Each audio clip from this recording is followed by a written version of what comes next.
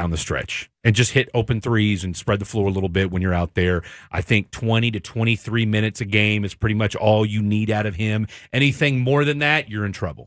Okay? Because he can't do it. Because it's about Clay, but it's more about who's playing next to him. You have to cover up for D'Angelo Russell's deficiencies. You knew who he was when you brought him in. D'Angelo Russell is who he is. I don't think Jason Kidd and Nico Harrison brought him in to be some defensive stout. So he can't do that. He's a placeholder. So you got to put someone next to him that is solid defensively. Otherwise, you're going to have one of the worst defending backcourts in the NBA. When you play against the Thunder, when you play against these teams with high-level guards, Cleveland, what are you going to do? Just go, we got a bunch of bigs? It's going to be like we saw it already in the preseason versus the Hornets. They're just going to chuck up a bunch of threes, win the math game, and you got the better paint presence, but it doesn't matter. And what's Clay, 35? Yeah. Right? So, it's... I just look where Clay's at in this stage of his career and with where this basketball team is at and what you're trying to do. All right. I just don't see a world where giving Klay Thompson more than 20 to 23 minutes a game makes any kind of sense. At least it just doesn't for me. So anyway, we'll see what happens. I mean, we're about a week away. By the way, we are now back up on the YouTube. Where's the camera at? Where's the camera? Where is it? Oh, that one. Hey. Wow. Look at that. Look at that. So we are back up on the YouTube. And Twitch. Dallas Fan Cam. Okay, Dallas Fan Cam. I'm chilling on a filing cabinet now. Someone said, Fred Davis, can you please... They said, I'm going to read it verbatim. Go for it. Fred Davis, 5 exclamation points. Please, oh please, do that Cajun impression you did last night, ? I kept thinking about it all day today. I don't do impersonations on command. I just let it... it's like you got to let the game come to you. I've been trying to get him to do a Jason Statham. I know you want a Jason Statham one. They want a Red Scottish. We'll get to it before the show's over. I mean, look, we're doing radio in a closet tonight. R. Kelly had that epic song. Trapped in a closet. So we already actually, I think it was a hip opera. So we got taken off the radio for technical issues. Now we're going to get taken off for that. I mean, saying R. Kelly isn't an FCC violation. Okay. I mean, I hate... Darn close. I mean, again, I don't know. That's called the fridge for everyone listening. I don't know if that's something that, you want to spend an entire show talking about. If his... I'll just say this. Oh, God. If his cameo wasn't $1,000, all right, I would have him voice one of our intros for one of our segments. But, dude, his cameo is like $1,000. Why?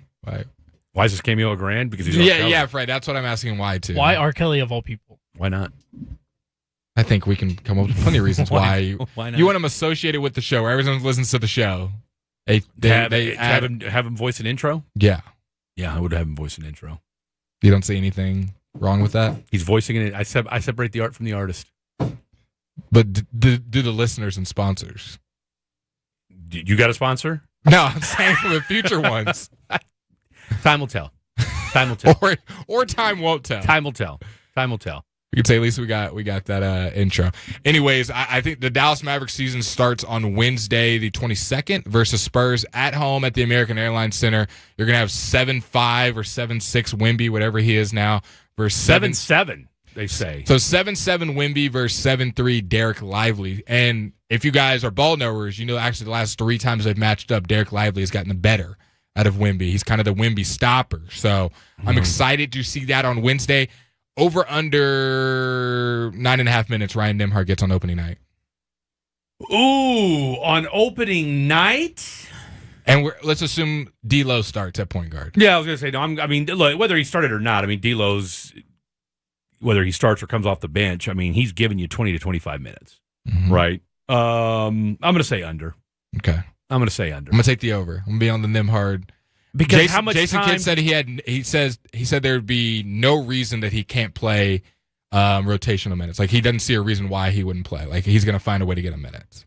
I guess my thing would be, what do we because I didn't look at the box score. Dennis Smith Jr. didn't play. Dante Exum didn't play. What about our boy B. Will? B. Will played like 3 minutes. Okay, and had like 5 points. I just wonder how much time, what kind of shape he'll be in between now and next Wednesday. And that's why I think the over, because I think whilst that'll be Brandon Williams' spot, while he's still ramping up, It might be another like we're gonna play It's you a week though. We're gonna play you 4 or 5 minutes, and we're just gonna split y'all's minutes. Like it might be 13 of B. Will's minutes, but instead of just being all B. Will, Brandon Williams we're referring to. Yeah, they split it in half with him and Nembhard. Because Nembhard, every time he's been on the court, is giving you production.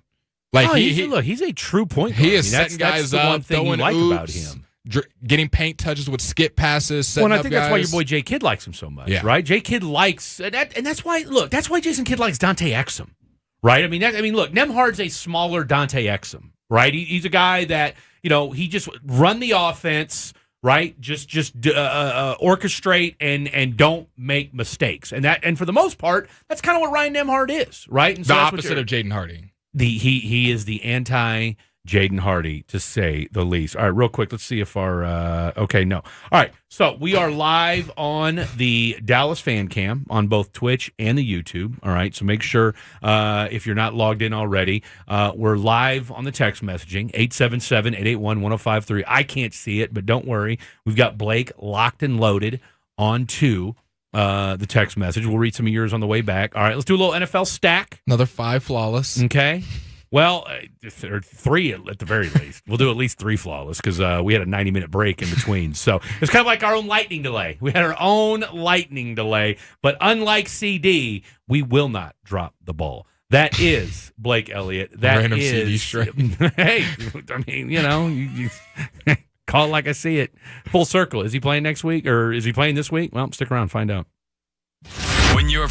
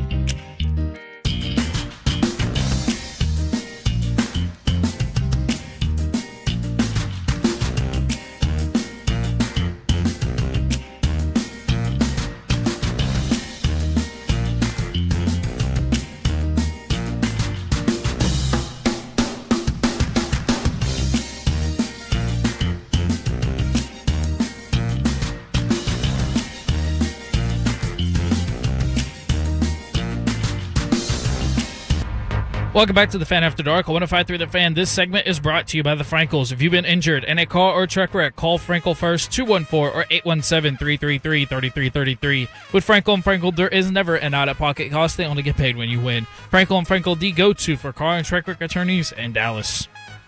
Welcome back in. I was looking for a button to hit, but there isn't one. Still hanging out here in the closet. You're still in the filing cabinet.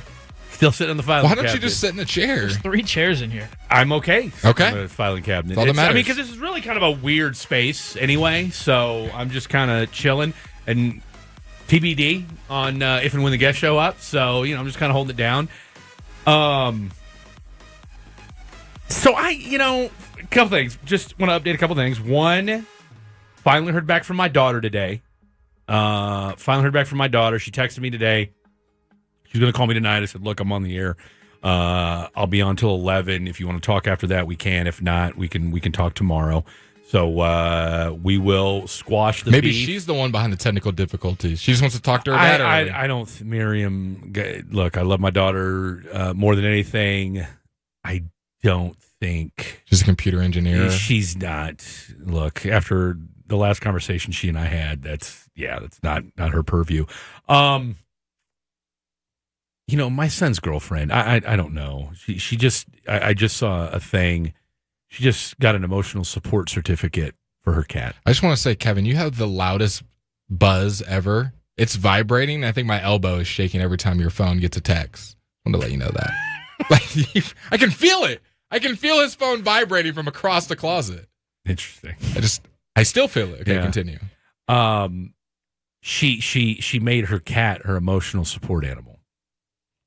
And I isn't that what most people do with cats? I don't know. She brought in a damn stroller the other day. Oh, wow. Now it's an emotion. She got a certificate saying it's an emotional support animal, and Do you think this is a situation where she needs it, or is this a situation where it's like, hey, I'm not trying to pay for this cat? does anybody? I'm just saying some people will do that so they don't have to pay for their animal. A lot of people do that. Rent and stuff. What do you mean pay for their animal? Saying, well, she lives with her mother. I mean, that's what I'm saying. Her mom posted a picture of her holding this emotional support certificate saying, I'm so proud of my baby girl. And I didn't respond. So anyway, I saw that just now. And well, the Dallas Cowboys won't be needing any emotional support on their injury report because it is looking nice and clean. Just like yesterday, everybody practiced, some in a limited capacity, like Wanye Thomas, Tyler Smith, Mingo, CD, Nealon, Cornelius, Booker, Donovan Wilson, and Turpin. They were all limited. Everyone, if I didn't mention their name, then they were full participants in the practice. I guess Trevor Keegan, like your third-string guard with the neck, did not practice after being limited yesterday. But other than that, all healthy for the Dallas Cowboys. We talked about earlier, Revel being in the brace, DeMar Overshown being in the brace, but just being visible to the media for the first time in a long time for Revel. So we're hoping that at some point he gets out there. Not as good injury news for the Commanders. Dorrance Armstrong with the hamstring has not practiced all week. Want to make sure I say this. Kahu? Kahoo? K-A-H-O. Am I saying that right? I mean, K-A-H-O-O? No, just one O. Caho. With illness, did not practice today. Terry McLaurin and Deebo Samuel both have not practiced this week. Terry was limited yesterday.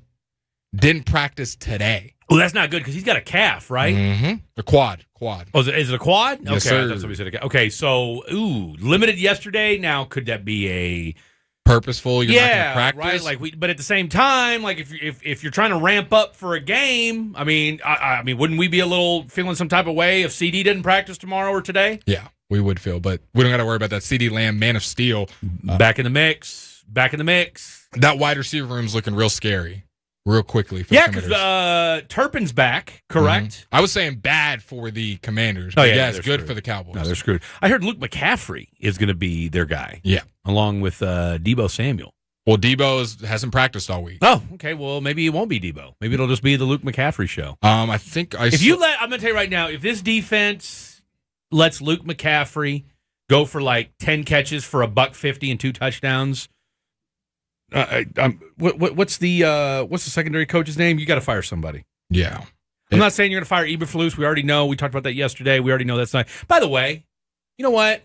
I don't mind hitting you in the face with the football earlier. I'm going to tell you why. Oh, wow. Because I saw the picture you posted of me. Where? That you shared on social. What picture? It was a screenshot of us from the show yesterday. Okay. I posted it? Yeah. It was a still shot. This is news to me. Where did I post a picture? On IG. I think I know what he's talking about. On IG. And because I even sent you a message. I was like, why you got to do me like that? I'm lost. All I did was post our reel that I posted on the Fan After Dark. No, you posted another picture of me. Of us. A screenshot of us. On my personal page? I don't know. It just came across my feed, and it's me looking like a ridiculous person. Oh, why is it not playing? No, that's supposed to. It's yeah. And why do I look like I'm half in the bag? Okay, I don't know why it's posting like that.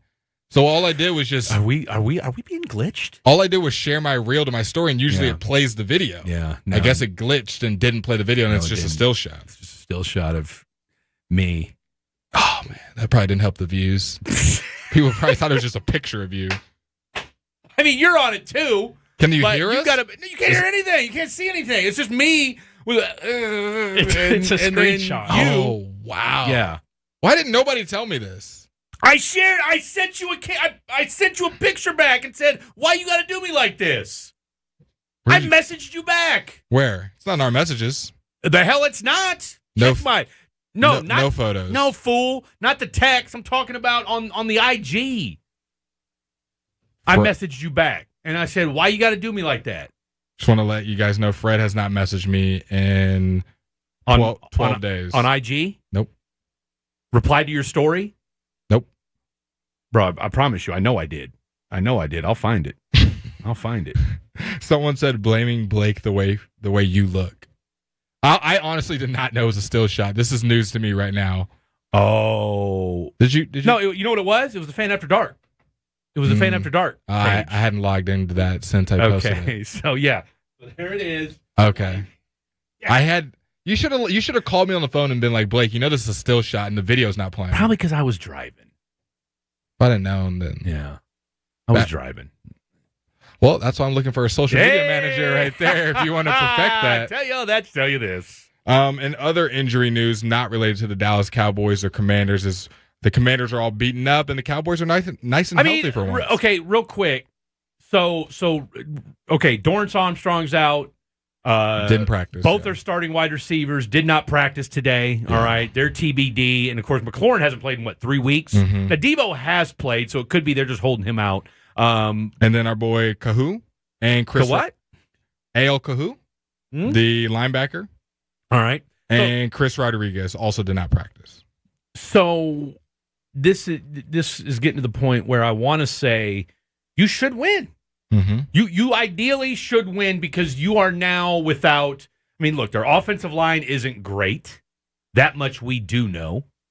You're going to be without at least one. I mean, I don't know that you're going to have Terry McLaurin back. I mean, maybe he comes back. Maybe he's ready. I don't know that he'll be 100%. So at the very least, I mean, let's put it this way: your offense will be in better shape come Sunday at 3:25 than what the Commanders' offense will be, because this much we do know. CeeDee Lamb is a full participant and is good to go on Sunday. George Pickens might be the hottest wide receiver in the NFL right now over the last 5 or 6 weeks. And you're getting Kevontae Turpin back. And you've got Ryan Flanoy, who's suddenly no stranger to this offense anymore. And you got Jalen Tolbert, who's just out there to be out there. By the way, we might see Jonathan Mingo on Sunday, correct? There's a chance. So you'll have your full complement of wide receiver room on Sunday. Here are the Washington healthy receivers right now. Luke McCaffrey. Okay. Jalen Lane. His dad's friend of the program, by the way. Yeah, he is. Jalen Lane. Robbie Chosen, who's on the practice squad. Yeah. Tay Martin, who's on the practice squad. Ja'Cory Brooks, who's on the practice squad. Wow. Jacoby Jones, who's on the practice squad. And then Chris Moore. So they have 3 active wide receivers healthy. And that's McCaffrey, Jalen Lane, and Chris Moore. And they just signed Treylon Burks, too. Yep. Who was cut by, the Titans a couple weeks ago? Yeah, after he broke his collarbone earlier. Now they can still run the ball. Bill's still in the backfield. I was going to say. Jayden Daniels can still move. I wouldn't say just to deplete a wide receiver room is going to be like win for Cowboys defense. See, and you just picked up on what I was about to say. Even if they're one-dimensional, we've seen that doesn't matter. It doesn't matter. I mean, it really, really doesn't now. Someone said, what about PC? What about PC? Is Where's PC going to go over there? Are we going to give any love to Paris Campbell and him holding it down? You said he should join the Commanders. This would be a perfect time. No, look, he's loved up by George Pickens in the group over there in the Cowboys wide receiver room. He's not going anywhere. Theoretically, with everything that they've got going, I mean, you should. Someone said, are y'all in the new building? No, we're not. No, we are not. Although I heard the studio's about this size. This guy. But he can't hold it in, Kevin, can he? Can't help himself. Can't help himself. I mean, that's not a slight. I'm just saying. I'm just telling you, there's nothing wrong with that. I want to pick the Cowboys to win on Sunday. Do you? I really, really do. And you know what? They're probably going to. They're probably going to win on Sunday. Commanders are not a great football team. Their defense isn't great. And you think the Cowboys are a better football team? They got a better offense, but they got a better offense. I mean, look, if you can tie the Green Bay Packers on a Sunday night when we know that that's a better football team than the Washington Commanders, you can beat the Commanders. Hell, you beat them last year. Hell, you should have beat them twice. You also lost to the Panthers. Oh no, you don't have to tell me. But here's the thing about this Cowboys team. Again, this is why I keep saying they're like the Texas Rangers. Look like crap one game, come back and look respectable. Look like crap, look respectable. Right? So this is their respectable. This is their respectable game. And then next week, Broncos. And then they're going to go to Denver, and everybody's going to be like, "Okay, you beat the Commanders. Here we go." And then you're going to go get your face planted by the Denver Broncos. I can get behind that line of thinking. You know what I'm saying? I mean, and then everybody's going to be what this team's going to do to us all year long is every time their back's against the wall. They're never going to fall off the cliff. They're not going to go on some 6-game losing streak, scoring 18 a game. That's the way this thing feels to me. Yeah. And then we're going to go in the locker room after a big win and see, we just got to put it together. Execution, man. Execution. Guys are starting to figure out Eberflus's system. If we can just get it, we just got to string a couple together and that'll turn this thing around. And then they're going to go out and Denver's going to put up 24 in the first half on them. It'll be like 24-6, and but the silver lining will be since it's Denver, Aubrey will kick a 75-yard field goal, and we'll be like, "We'll see, we got the best kicker in football." Yeah, and that's what Jerry's going to focus on. Well, I know we got to get better, play better defense, but how about that Brandon Aubrey? Something like that. I mean, we could see it right now. I mean, hell, it's almost like we've done this before. All right, let's see. We've got some guests. We've got some guests that are showing up here in just a little bit. We're excited about that, and you should be too. All right, let's see. Coming up next, tell you what, do we want to do a little fair or foul? Let's get funky with it. Let's do a little fair or foul.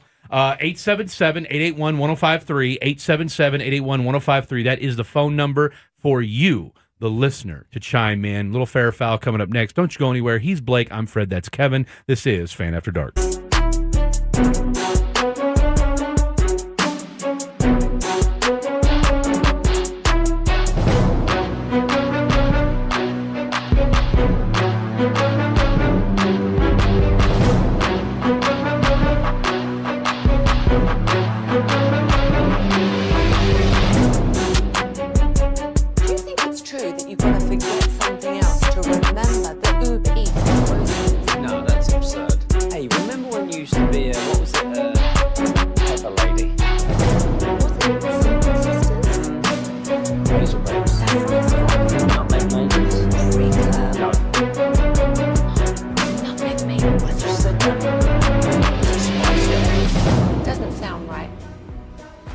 Saffron Squad?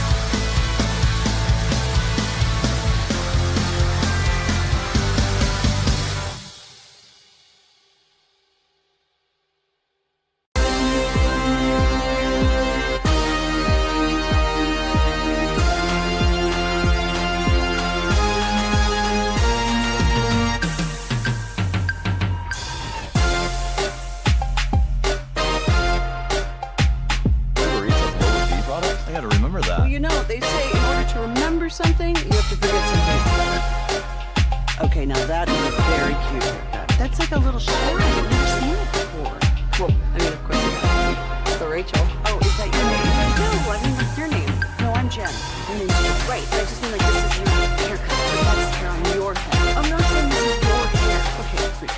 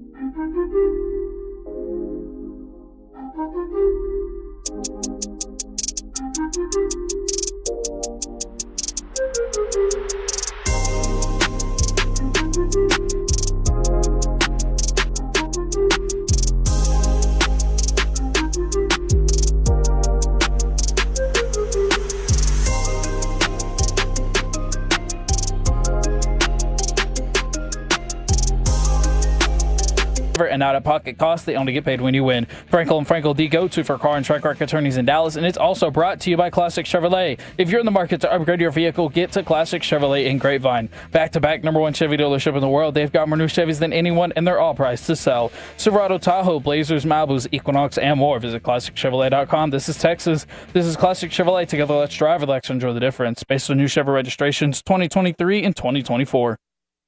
All right, welcome back in. I'll tell you what, couldn't have been better timing. Let's just give a quick shout out. 877-881-1053, 877-881-1053.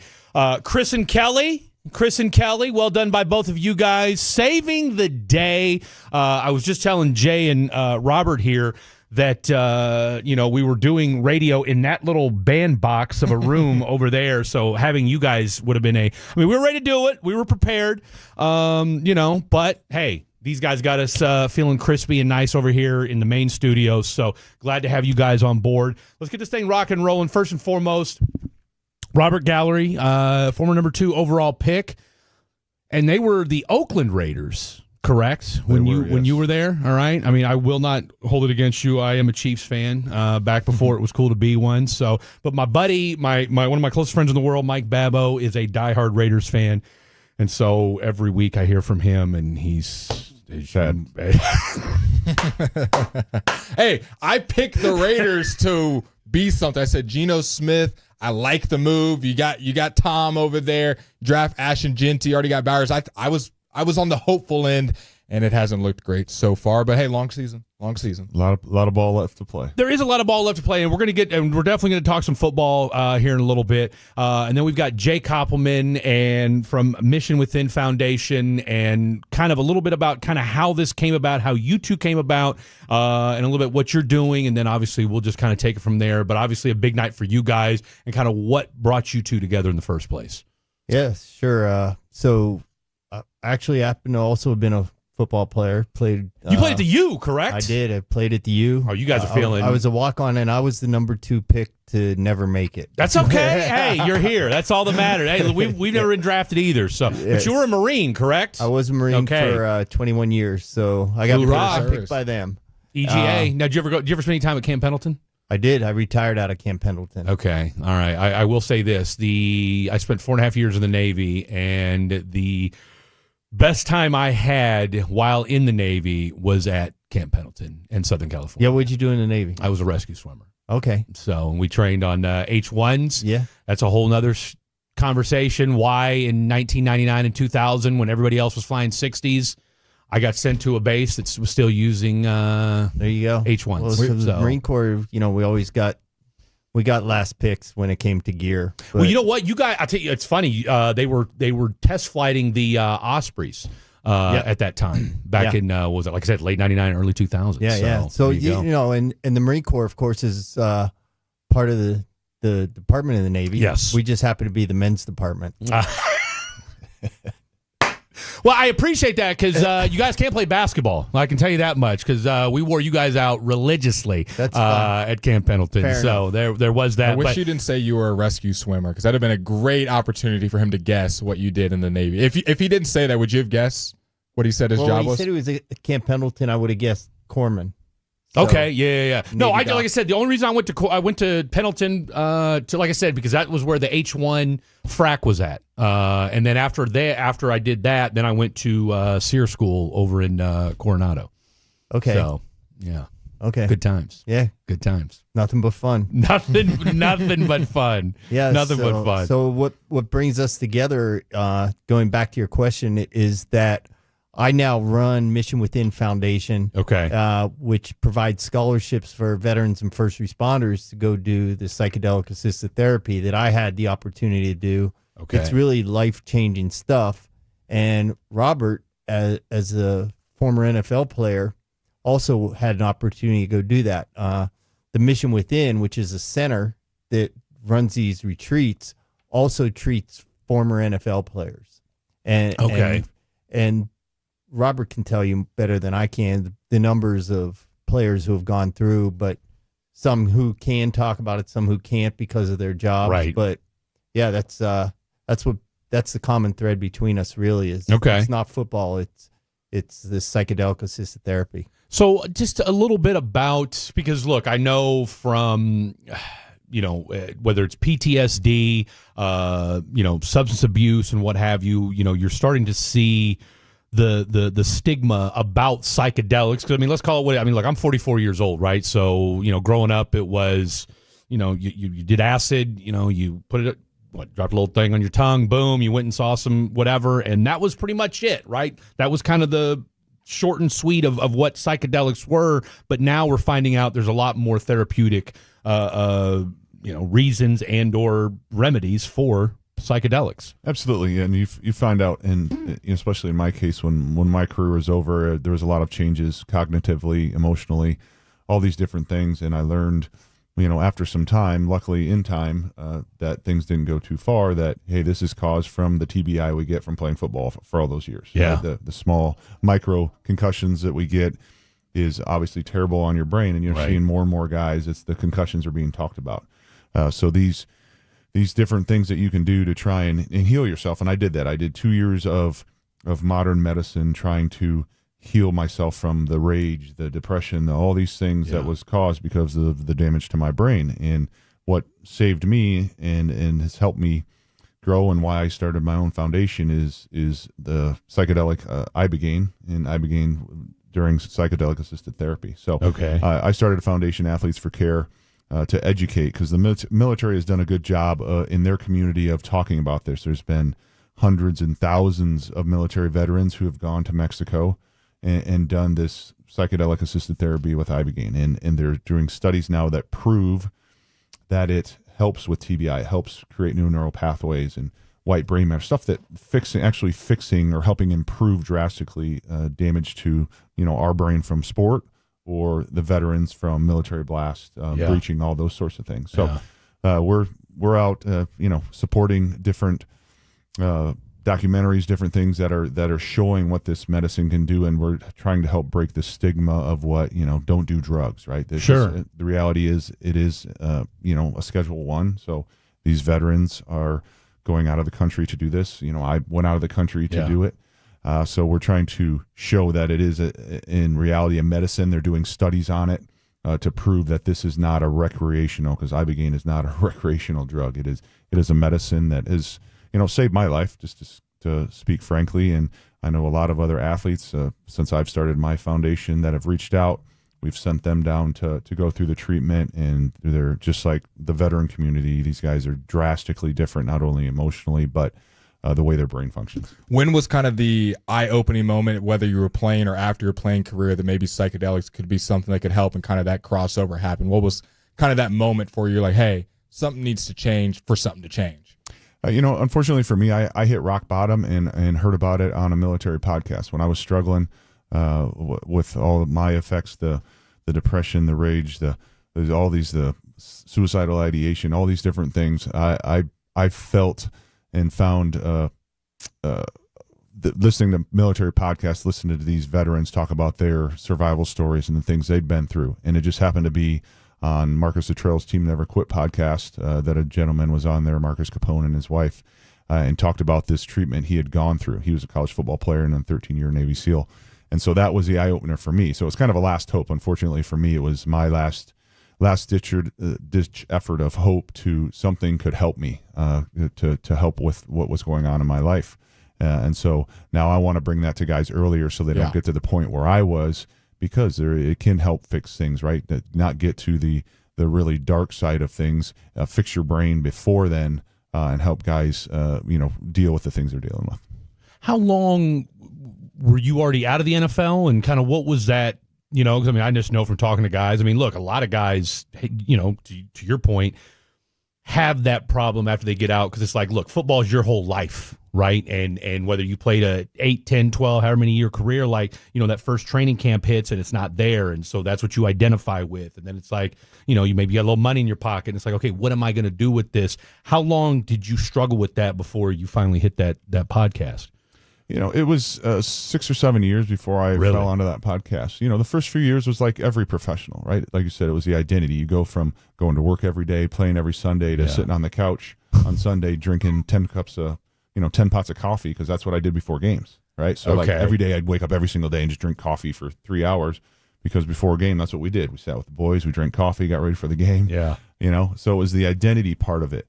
But then when you're away from the game, right, you deal with those stuff. When you're in the game, you're getting paid to do this job. We loved it. Yeah. Right. You just, I got a concussion. I'm not telling anybody, because then I'm going to have to sit out. Right. Right. Like, this is my job. This is feeding my family. And so as the time went on, the cognitive stuff really comes to the front. Right. I see that I'm having rage episodes because my kids are laughing. Right. And I was with it enough to know that, hey, this isn't right. This should not set me off like this, or this deep depression.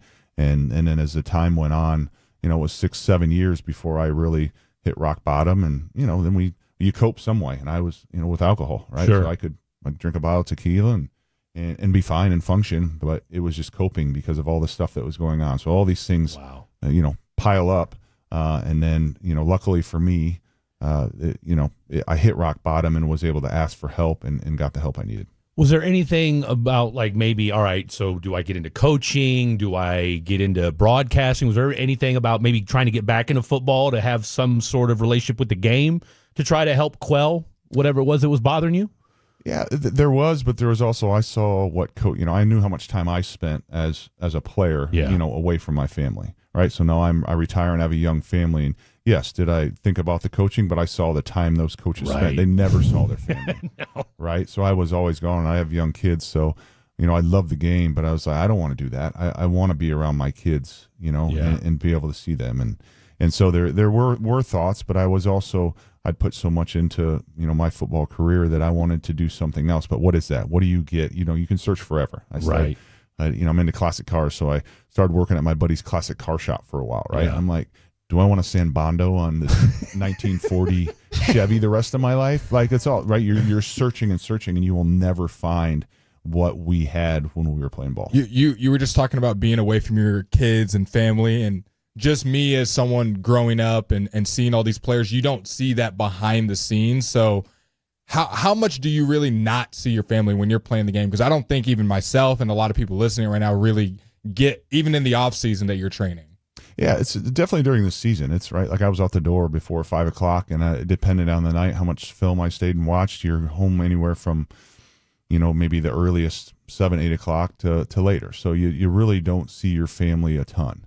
The off season, there's more time in the off season, but you're in there 2, 3, 4, 5, 6 hours a day. So it's I think a lot of people think when we play these NFL athletes play on Sunday and then they're hanging out all the week, right? It is you get one day off, but you're in the office watching film, getting treatment. Kids are at school. Exactly, right? So you're coming home, and now I'm getting done playing a game that, say we lost, so I'm in a terrible mood, right? And I've done this. Which unfortunately you did a lot of that. Unfortunately, yes, right? And that's part of funny but not funny. I feel bad. Fred, he's a lot bigger than me. No, but look, I want to get to this with you because I think there's something to it because I did radio with Ted Johnson for a number of years in Houston, and he played with the Patriots, right? I mean, he was part of that dynasty when they first started, okay? But I wonder how much of being with the Raiders affected it, and I don't mean that tongue in cheek. Look, I've talked to enough professional athletes, and they all say the same thing. Obviously, you guys are all freaks in the end. I mean, when you're a professional athlete, you're a physical freak. That there's no question about that. But there's also that mental aspect that kind of separates, the guys that are all pros from the guys that are, practice squad type dudes, right? And so I just wonder for somebody like you, who was a number 2 overall pick, and look, you're a freak of nature in your own right. Do you look back and think to yourself how my career might have been different and how things would have been different post NFL had I gone to a different franchise? Yeah, no, I think the damage from the game is, obviously you're talking about the emotional damage or the grind of, right. The reality is we had a lot of head coaches. I had a lot of new system, learning a new system every year, and losing wears on you. So yeah, some of that, absolutely. So then when your brain is not functioning correctly, right, from the actual physical damage, yeah, that stuff wears on you. Anybody, right? You do a job to be successful, to win games, to be in the playoffs, and never got to experience that. So absolutely, I've been on ski trips, snowboarding trips with guys that were complaining about the 1 year, and I won't name the team because it's pretty easy to know. But they had been great, had one down year, and they were talking about someone that was on the team. And I'm like, he was great with us, right? Yeah. Because we threw for a bunch of yards or we ran for a bunch of yards, right? So it's all perspective of what you're. Where you are. Yeah. And that's part of being a competitor. And but absolutely it can wear on you. All right, that's Robert Gallery. We got Mr. Jay Koppelman joining us here. All right, let's get into a little bit of the ibogaine stuff because I'm dying to know exactly how that works and how it stumbled across it and kind of what are some of the changes that or some of the things that you felt from a therapeutic standpoint. Lots to get to. Don't go anywhere. This is Fan After Dark. Sean and RJ, the KNC Masterpiece, G-Bag Nation, and Fan After Dark. Live and local. Turn it.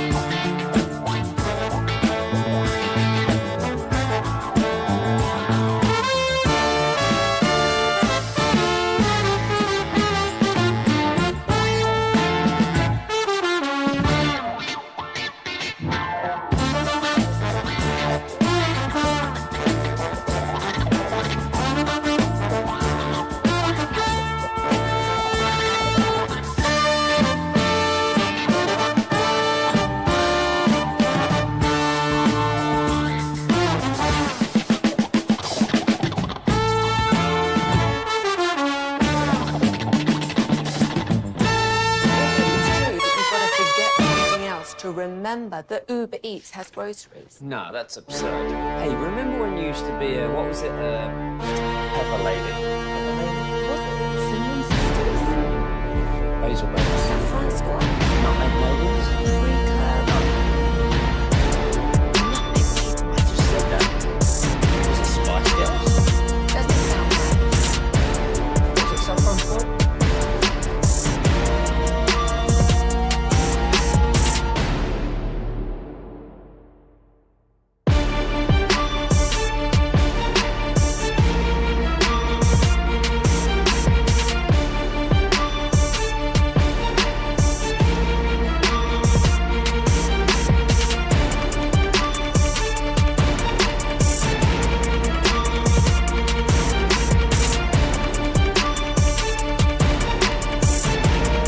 On 105.3 The Fan. All right, hour number 2 of the program happening right now. Fan After Dark. We got all the technical issues squared away, and I told you we were going to have some great guests in. By the way, we got Ray Nixon. He's going to be in studio with us tomorrow. Talk a little NBA basketball, getting you ready for the NBA. He's been in the Big Three for I want to say the last 8 or 9 years. He's played overseas, so looking forward to talking to Ray as well tomorrow. But let's get back to our guests in studio today: Jay Koppelman, Mission Within Foundation, and then of course Mr. Robert Gallery, Athletes for Care. I got that right? Yes, sir. Okay. And so I guess Jay, let's start with you. Number one, who's Miami play this weekend? This weekend we got Louisville. Yeah, because I want to say the spread is like what, 10.5 or something like that. Yeah. I'm taking. I think it's come down a little. Has it a little bit? Okay, guys, because I was going to take Miami in the points. So I just want to. We good with that? Or? Okay, all right. Absolutely. Lock it into degenerate That's Jake's right. bets. Just want to make sure. I think Let's we've cover those covered- bets first. I think we've covered pretty much all year except when we got stupid at the end of the game against Florida State. Which, look, that's a rivalry game. No shame in that. You know what I'm saying? Of course, now we realize Florida State may not be as good as we thought they were after beating Alabama in week 1.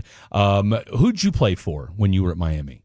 So I'll be 66 in January. What? And so when I went 66. when I went to Miami, I thought you were younger than Fred. Lou, I thought you were my age at least. My Lou God. Saban was the head coach.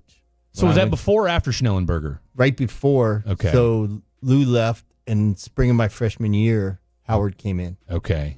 So you were there right before things really started to pop off. I graduated in 82. They won the national championship in 84. Okay. Like 2 of my teammates ended up at the Patriots. So Okay. Fred Marion was a free safety. Freddie was a year ahead of me, I think. All right. And then Ronnie Lepet, he was, I want to say, a year or 2 behind me. Okay. So you loosened the bottle. You got it loose, and then they came through in 84, took care of business. They did. Now you strike me as more of a slot receiver type of guy.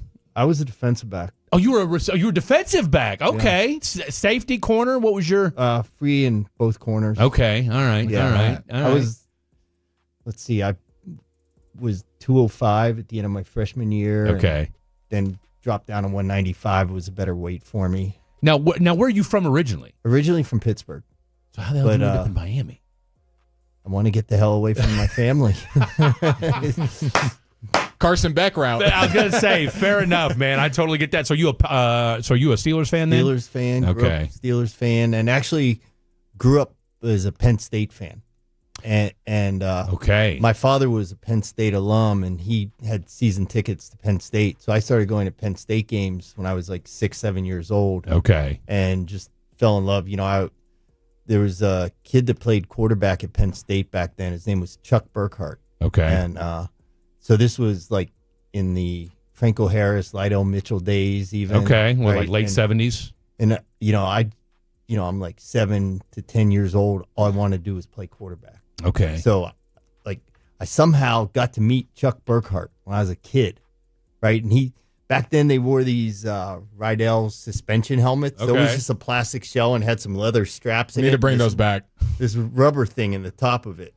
And he like took the rubber thing out of it and threw it to me out of the team bus one day, and then somehow was able to get in touch with him, and he wrote me a letter. Oh, nice. And my father's like, "You're never going to play college football. You're never going to be big enough or strong enough or fast enough." He goes, "If you can be 6'2" and 210, you can play college football." And I'm like, "Well, I'll show you." Yeah. And so I got to Miami at 155 pounds. Walked on and boom, you played all 4 years. No, I did not play all 4 years. That's all right. No. You were there 4 years. All that matters. We got one of your Penn State quarterbacks actually way back in the day, Todd Blackledge. Yeah. Great college quarterback, worthless professional quarterback, but he's a great commentator, so that's all that matters. He's doing great now as a commentator. He's a great commentator. That 84 draft, Chiefs could have taken so many different people. Dan Marino was still on the board. They went with Todd Blackledge. I digress. A little bit about ibogaine and how did you stumble across it? Yeah, so ibogaine is a plant medicine from Equatorial Africa, from the iboga plant, and ibogaine is a molecule of that. Okay. It's somewhat synthesized, so you can have just that particular molecule. And as Robert alluded to earlier, it does an amazing job of restoring the brain. It has what's called neuroplasticity and neuroregenerative properties that allow you to reshape how you think, the neuroplasticity. And then, as Robert mentioned, I think earlier, about the neuroregenerative properties that will actually regrow white matter in the brain. So Robert's had brain scan. Yeah.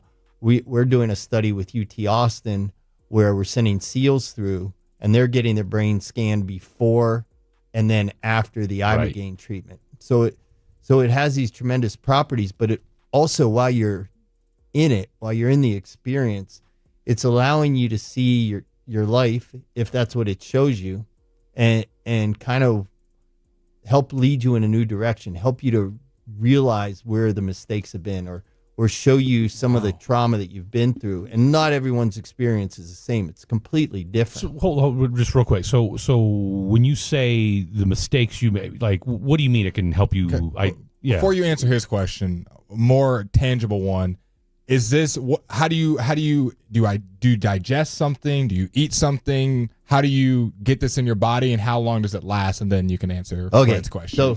So when you go to a retreat, like a place like the Mission Within, you get the ibogaine in capsule form. Okay. And it's body weight based, so they probably had to give Robert a whole lot of it. Right.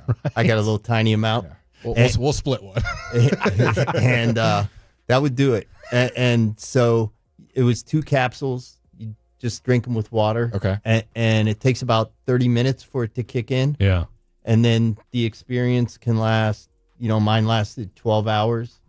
What? There are people who've lasted a little less, a little more, but 12 hours is about the average time. So what is it? I mean, look, full disclosure, I've done mushrooms, so what, and I was, 4, 5, 6 hours, depending upon, how many I took, but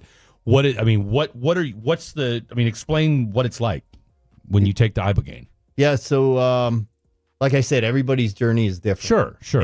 And for me, I was just lying there. They put an eye shade on, and you're listening to Bluetooth headphones. There's a 27-hour curated soundtrack they play for you the whole time. And can you change the playlist? You cannot change the playlist. Dang. It just plays. So, like, what are we listening to here? You're listening to all kinds of bird different sounds, stuff. It's running water, all of the above, drums, like native music. Yeah. I remember coming out of it and hearing Louis Armstrong singing "It's a Beautiful World." What a beautiful world! Now, were you dreaming that, or were they actually? No, playing that the was actually the music that I heard. Yeah, which was really fitting, because afterward it was a beautiful world. Yeah. And when you ask about, like, what are the things you've done wrong, or what are the things you see, like, some people see their entire life just on a loop for the whole time, right? For me, like, probably the most profound thing that I gained from it was seeing my son. Every time I saw him, as he got closer and closer, he's wearing a clown mask, so I could never see his face. And it hit me afterward. Just took a few months for me to really integrate the whole experience. But what I realized was that I was an ass. Can I say that? Well, yeah, no. Well, you were an ass. Yeah. Yeah. And I wasn't seeing him for the person he really is. Right. I was expecting somebody to be more like me. Right? Yeah. To do the things I do. Right. Combat sports, football, all this other stuff, to just be a mini version of me. Yeah. And he's not. And it's perfectly perfect. Perfectly okay, right? It's perfectly. I mean, he's super smart, speaks 3 languages. Yeah. He's a much better surfer than I am. You know, I tell people he can ride any horse you put under him. So he has all It sounds like he was still an athletic kid, though. I mean, he's super athletic. So what was it, and not to get too personal, but I mean, what was it then? Because I can relate, because like I said, I had kind of that same issue with my kid, where I was like, why aren't you more aggressive? Right? Like I wanted my son to be more aggressive. And it was something I'll ask Bill Self, how do I make my kid more aggressive? And he's like, yeah, good luck. You know, I was a psycho. I liked gunfights. Yeah. I enjoyed being in combat. Now I know that's not messed normal. up, right? Yeah. It's totally not normal. And so, why couldn't he be more like me? Why isn't he more into guns or more into football or combat sports, like I said? You know, like I'm a competitive jiu-jitsu athlete. I compete at the world championships, and you know, and that's just not his path. Right? So by taking this ibogaine, that helped you kind of see that, okay, this isn't. Now, let me ask you this: had you not done the ibogaine, do you think that's something that you would have eventually, you know? Probably not. Really? Probably not. So what? Okay, so you do. So you're in there for now. Were you in there for 12 hours too? So it lasts 12 hours, give or take. Like, yeah. Yep. And so you, I mean, and can so, you like snap out of it? Can you stop, or is it like once you're in, you're in? It's you can take off the eye mask and see that you're in a room laying there, but it is not a recreational medicine. You know, it's still classified as a drug, right? Schedule 1 drug, but it is not anything you want to do recreational, right? We were hooked up to EKGs because it can be hard on your heart, but you are in it. I mean, you are melted to the floor, dealing with, you know, whatever it is. We all have trauma in our life, right? I grew up in a great family, right? 2 parents that are married, very loving family, right? But we all have trauma, right? A lot of the military guys have family trauma that they deal with, that they, you know, there's a cause, right? That's what causes us to either our jobs or our past trauma to treat our families a certain way, right? When you do something for so long, right? My mentality, like you, with my kids, is like after 15 years of playing football, I mean, there is no softness about, like, right? You're sitting at a 6-year-old soccer game, losing your mind on your kid afterwards. That's not normal. Tackle him, right? Because you had this in your head. You've created this person, right? The sport, and it's great. I love what I did, but it created this monster of what I thought my 6-year-old should be, because this is who I was in my 30s. Right. So this medicine helps you deal with either these traumas that some of these guys have from their past, or dealing with your own traumas that you have from your career, from things you went through, right? So you are stuck in it for this 12 hours dealing with this, right? As it rewires your brain to think about certain things, right? So a lot of it too for all of us, right? Anyone who was super competitive, like I was a failure, right? I had this failure thing, right? Because we didn't go to the playoffs ever when I played in the league. Never once made the playoffs, right? So now all of a sudden I had this huge failure complex in my own head because I wasn't able to lead this team to the playoffs. Right. So you go back and you deal with those sorts of things. Like, hey, there's a lot of other reasons why this didn't work. Right. And it's super deep, right? You can, you know, a lot of listeners are probably saying, oh, you poor guy, right? But it's like when something in your head, right, that you can't get rid of, and you have these thoughts like his son, right? Why doesn't sound, you know, normal that, you know, why couldn't you just accept who he was, right? Well, that's not who you've created yourself. And when you have the trauma from war or from bashing heads in a football helmet, right, your brain's not thinking and working the correct way, right? So these thoughts you have aren't necessarily your fault, right? It's because of the damage you've done to your brain. How much longer after you guys doing it did you realize and see results long term? Was it I did 4 or 5 doses, I did 1 dose and I was good, I did doses for a year? Kind of what was that period like for you guys? So typically it's a one and done. Okay. Really? Typically, yeah. There are some people that go through 2-3 times, and but it's really a one and done. But it's not a panacea. Okay. Right. So there is a ton of work that needs to be done on the backside of it, and that's the hard part, right? Like ibogaine is not fun, but just opens your eyes. I mean, you're lying there for 12 hours. Guys are puking. You know, I had dry heaves 4 times during the night. You're seeing visions. So this isn't like taking mushrooms and you're having a good time and all that kind of stuff. No, absolutely not. It's a ton of work. So I went in. I'd gotten very dark before I found help with suicidal ideation. Yeah. With my rage that was out of control. Yeah. And I was 3-day treatment. I came home a different human being. Yeah. Like, not exaggerating. You talk to, listen to these veterans that have been on, the Sean Ryans of the world, the DJ Shipley, these guys, these veterans that are talking about it is all real. I came home a different person to where my wife didn't know how to act because she was always trying to put the fires out, right? And jump on the grenades, no pun intended. Yeah. Because she, if the kids would spill milk, I would smash a table, right? That's stuff that didn't make sense. And now I come back and I'm laughing and like telling the kids it's okay. And did you feel it? I 100% felt it, right? I didn't notice it in the moment because my wife would have a reaction. So say I came home, the first day I was home and I was whipping my kids around on the floor in their pajamas, causing chaos. I hadn't done that in probably ever because that chaos in my head would set me off, would trigger me. And so I looked at her and I remember her just staring at me with her mouth open like, she's freaking out. Right, because it's not something that I had not done, right? So when you have trauma like that, for me it started in childhood. Yeah. My father telling me I wouldn't be good enough.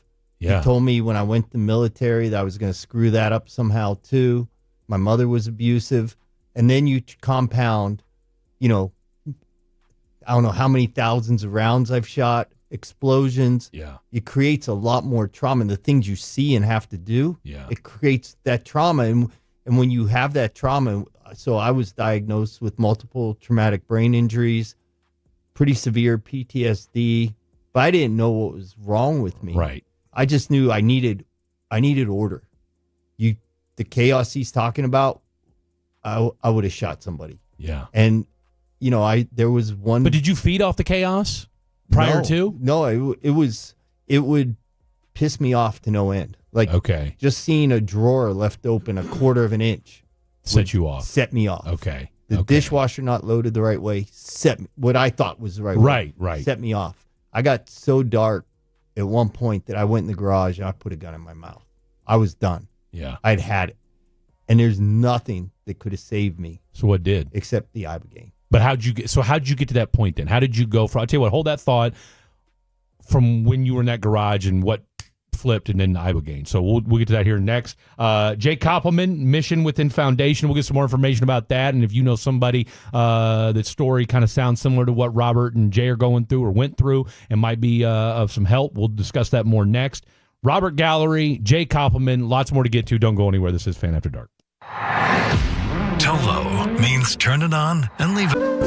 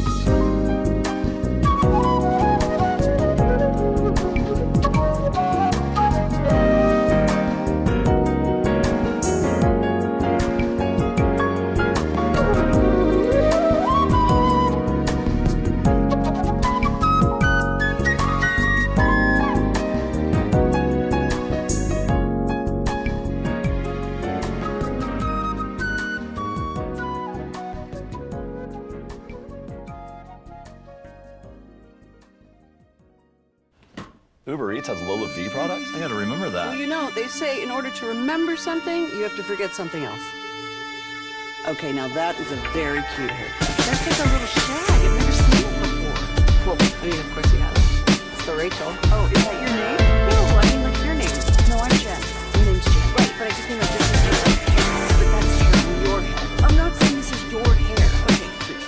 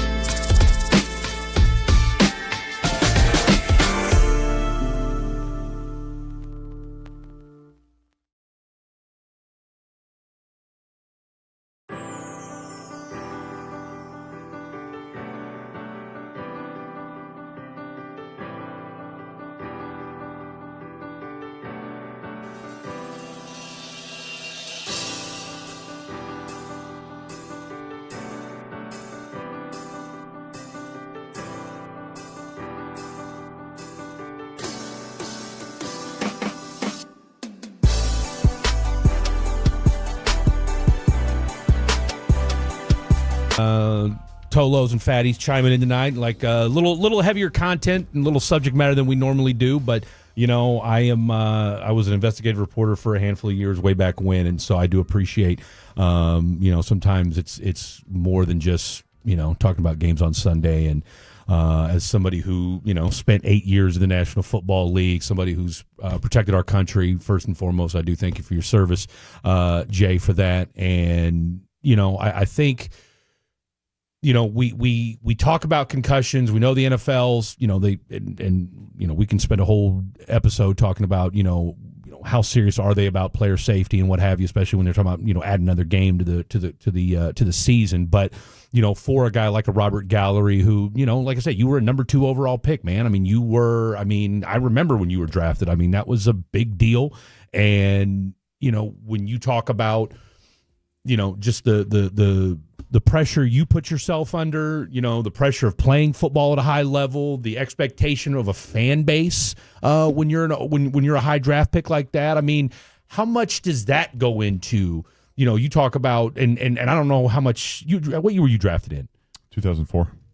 So thankfully social media wasn't then what it is now, right? Sure. And so how much did you deal with fan reaction, and how much did that wear on you throughout your career? Yeah, I think it wears on you. You'd be lying if you didn't, right? You're leaving the stadium and people throwing beer cans at your car, and Raider Nation's a little bit different, right? Let's call it what it is. Fans, but yeah, anyone would be lying if they said it doesn't bother them. Yeah, we put so much as an athlete, any high level person. I put so much pressure on myself. Yeah, is that stuff noise? For sure, right? Yeah. But you want to be successful, right? I'm not going off the reaction of someone. I'm more pissed off than they are, right? That we lost, right? Right. The guys in that locker room. So, yeah, obviously it wears on you. But when you've been successful, right? The University of Iowa, we were 1-10, and we ended up 11-2 by the time I was gone. We had built this team up. So was Tony Meola on any of your teams? No, it was the tight end Tony Headgummit. I'm sorry, He'll think he played tight end for the Chiefs for a hot minute. Anyway, I'm sorry, I digress. He has Chiefs fun facts that just pop in his head. Just random ones. But he was. Anyway, go Someone ahead. will text. Somebody will text in. The pressure that's anybody. When you want to be successful, you do that job. Yeah, it's great. It's great to get paid and be in the NFL, but you do the job to win, right? It's like any job. You want to be successful as a team, and that comes by a bunch of guys coming together. Well, and I'm glad you said that, because I think we've gotten to a place in sports, and Blake and I talk about this, and from whether it's sports media, sports TV, radio, whatever, podcasts and what have you, is we want our athletes to act a certain way or perform a certain way, and we want to see them upset after a game, right? Like, we want it to be as hard on them as it is on us fans, even though we don't have, we didn't put a week's worth into it and go through it, 70, 80 snaps on an average Sunday. Or train our whole life. Or train our whole life to get where you got. And so I'll be honest with you, it's kind of refreshing, honestly, to hear, you talk about how hard you took losses and what it meant to you, and the fact that, you were just as pissed off or more pissed off than we were, because you had to live with it week in, week out.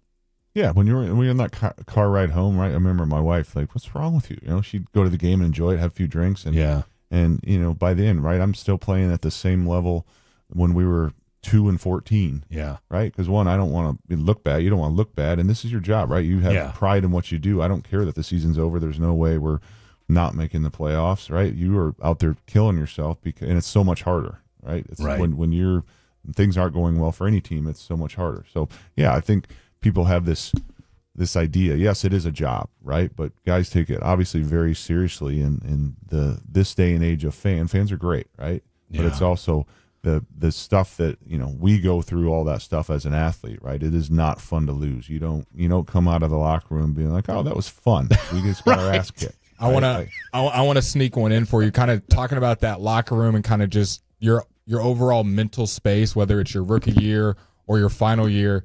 What did you kind of learn about NFL locker room camaraderie and kind of brotherhood when you were going through a tough time or even a good time? And kind of, I think a lot of fans want to know what it's like when y'all aren't in the locker room, when y'all aren't playing. Do you see each other? Are you getting dinner? When you're having hard times, did you have people on the team you could lean on? Or is it kind of a lonely space where it's you and then you play the game and then it's kind of separate, business and friends? Yeah, I think for the most part it's very, the camaraderie is huge, and it depends, right? The O-line, like, we're a different breed of human, so we would have team dinners, right? We'd go out and drink a bunch of sodas after the game together, so that part of it was, you did stuff away. We did, we had, get-togethers with the wives, and so it was definitely the camaraderie, and you that's all you have in that building, any team, any coach, right? When things aren't going right, any franchise, especially in the NFL, right? Because everybody has an opinion, right? Outside, you're getting paid this money, you should be doing this, you guys should be this.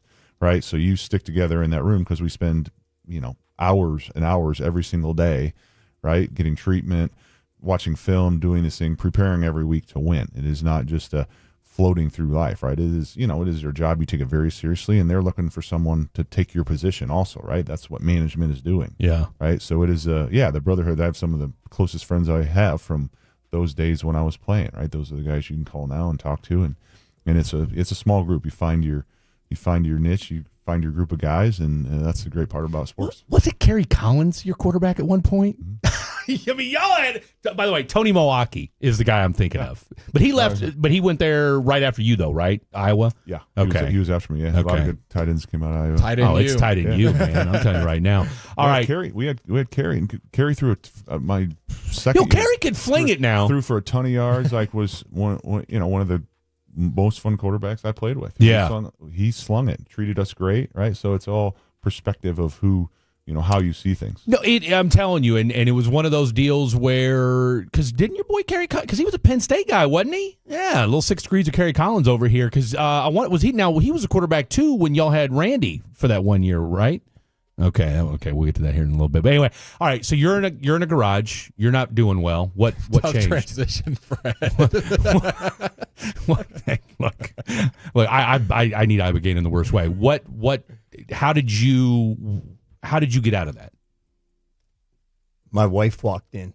My then wife, my ex-wife, walked in the garage. Yeah. While I'm sitting there, ready to blow my brains out, and maybe it was her form of reverse psychology. And she said you wouldn't do it, did she? She goes, well, just go ahead and do it already. Wow. And so obviously you said no. Right. So at that point, so did you know about? So how did you know? How did you find out about Ibogaine after that? In that time slot. So this was a long time ago. This was probably 15 years ago. Okay, that happened, and I knew I didn't want to die, but I knew that I couldn't keep living the way I was. Right. But I didn't know what to do because I'd gone to the VA and all they wanted to do was give you pills, pump me full of pills. Yeah, right? Exactly. And so it was many years later. It was in 2021. One of my buddies who had been a 30-year teams guy, SEAL teams, called me up and he's like, bro, you got to go do this. You got to go to Mexico and do this medicine. It's going to change your life. And he didn't really give me any more information than that. He just kind of told me about it, but he introduced me to Dr. Martin Polanco, who is he's the OG. Okay. When it comes to treating veterans. Yeah. He's the guy that started this whole thing, treating first operators and then progressing into treating just military veterans. And so I started looking into it a little bit. I wasn't really called to it. You have to be called to the medicine. These psychedelic medicines that heal you, you got to be called to do them. And 3 years later, less than 2.5 years later, I got a scholarship to go. And the way it works is that most of the organizations that provide scholarships provide them for special ops guys. Sure. I had just enough special ops background to go and get the scholarship. And I went, and it was so profound that I felt I needed to pay this forward. Yeah. And so I approached Dr. Polanco, who I knew had started a foundation. I said, I want to help you raise some money for this. Went to friends of mine and told them about my whole experience and that I had no desire to drink alcohol anymore. Really? I've been sober for more than 1.5 years since I went. I've zero desire, no interest.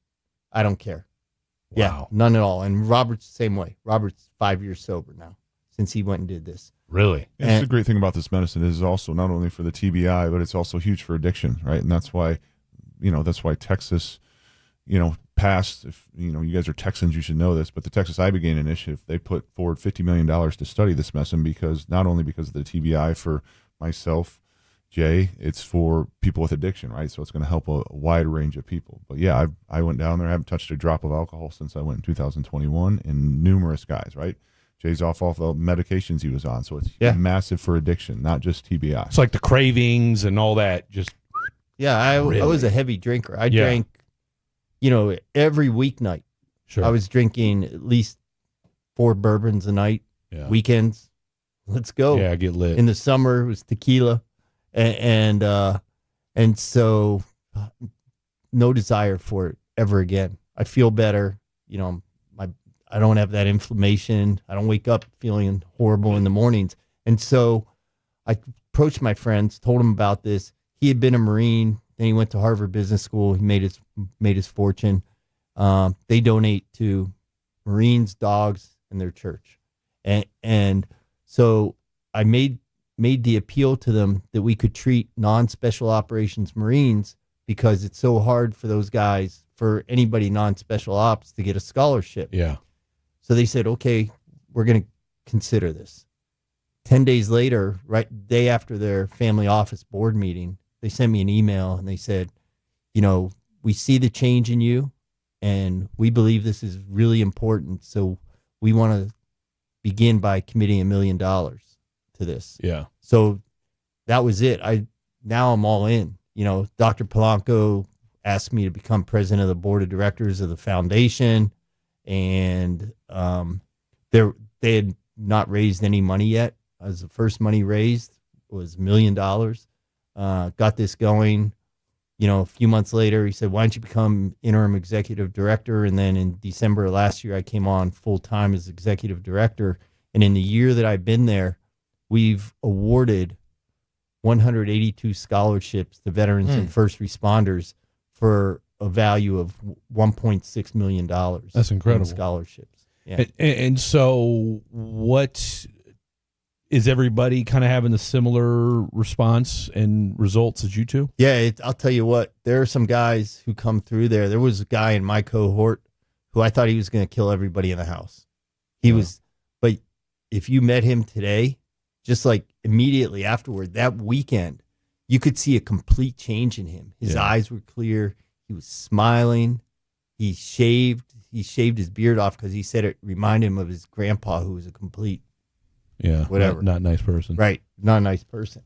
And he's doing great. Guys come out of it for this Marine scholarship that my friends created. Yeah. We send them they also get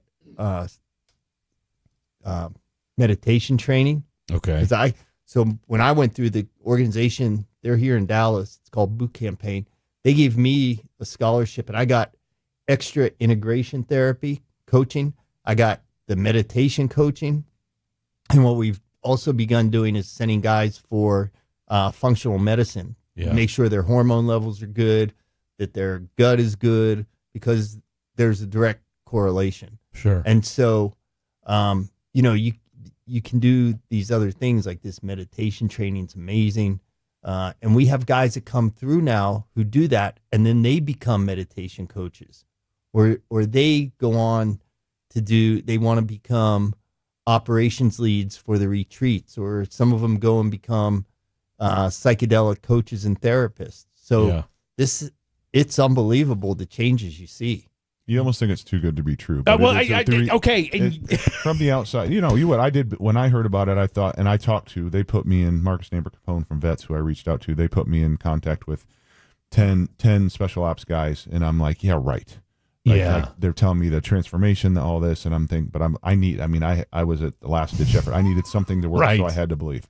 But it really is the amount of guys that gone through. You talk to high 90% of them. I mean, we're talking drastic life changes. That's why Texas put all this money towards to study this, because it's not just this randomly works every now and then. It is drastically that I've had a bunch of athletes reach out through our foundation, Athletes for Care, and they've gone down and done the medicine. And I've had wives call me, girlfriends, like, thank you. I don't know, just like I knew nothing about psychedelics, had never done anything like this. Right. And they're seeing I'm not just little changes. I'm talking drastic, life-changing, life-saving, marriage-saving changes in the vast majority of everyone that goes. And I guess the skeptical brain I have says, all right, well, are you afraid you're going to turn back into a pumpkin at some point? Like, are you worried that it will revert back to the way you were prior to, and like this thing will wear off at some point? There is a chance that could happen if you don't put in the work on the back end. Okay. Right. So I was fortunate after my retreat, my son and his mom were going to Costa Rica for 2 weeks. So I wasn't going to see him. I could just go into my place. I set up my little altar. I'm burning incense and sage and Palo Santo. I got the crystals. I got a photo of my cohort there. And so I'm doing it, right? I'm doing the breath work. I'm journaling, doing meditation, and putting in the work, because there is a period of time. You got 3 to 6 months to integrate this stuff. And if you don't put in the work, you can go back. It can't. There is a point of diminishing returns on this, that if you're not willing to put in the work for all this beautiful stuff that's happened to you now. Right. It's not a magic pill where you just take it and all of a sudden you're better overnight. You got to put in the work. You are better, but it's called the pink cloud, right? Oh, absolutely. Where you're feeling wonderful. After a little sobriety you get. I was talking to one of these therapists and talking about the whole alcohol thing, but there are guys who will go and they'll be feeling great, and they'll say, I could have a drink, and they'll drink it, and it'll taste horrible. Then they're like, well, let me try another one, and then another one. And next thing you know, they're drinking more afterward, because you have just as much capability to do bad as you do good after this stuff. They're drinking more afterwards than they were drinking before. But when you talk about it for addiction, right? So typical rehab center has about a 15% success rate. Right. Maybe. Right. Maybe. And that's high. Yeah. Seriously. But with Ibogaine, with a single dose, you've got like an 85% success rate to overcome addiction. 85. Provided you put the work in after you're done. Absolutely. And this medicine started with heroin addicts. And it's in the 80% of heroin addicts that get off heroin and stay off of it. So, but yes, it is not a magic pill. You have to put the work in, right? But it's also, the cravings just went away for me, right? I was a big drinker, big drinker, right? And I don't have but yes, am I the guy that gets up at 4 a.m. every day? Yes. I get up, I get in my cold tub, I do breath work, I do all these woohoo things that I used to think were weak. Right, but it's the things that keep me in a good mind frame. Yeah. Right, but that medicine puts you months, days, years ahead of where you were. It's like, they say it's like a year's worth of therapy in 12 hours. Right, it reframes your mind of how you think of things and brings back your self-worth. Right, like a lot of us deal with, like, our ego and our self-worth. Right, it brings back that. It puts it in a different life to where I'd gotten to the point where I was like, my family, my wife and kids would be better off without me. I'm a burden on my family because of how I act, my actions, how I treat them. Right, and it reframed all that. And I know now that my worst day, which I don't have many of them, I'm still better in their life than I am. Right, that sounds so no, I get elementary, but it's something that reframes how you think about something. Like, they need me around. Yeah, right. And before I didn't believe that. It's sounding like creatine to a way lesser effect, but like, I'm just started taking creatine, and if you take it and put in the work, you're going to see results quite quickly versus if I just take it and I sit at the house all day, same with the pill, not much is going to happen, but it gives you that step and makes things a lot more clear for you. Yeah, it's interesting. Robert's talking about you come back to your family and they see these changes. Yeah. And a couple things happen with my son. Tell you what, hold that thought. Hold that thought. I hate to interrupt, but we're way up against it. But I'll tell you what, hold that thought because I want to hear because you've intrigued me because, like I said, I've got a son as well. So, and he's a little bit older. So anyway, I want to hear about that. More to get to. Jay Koppelman, Robert Gallery, lots to get to. This is Fan After Dark. Coming up in the next G-Bag Nation, we are live from Pickler University.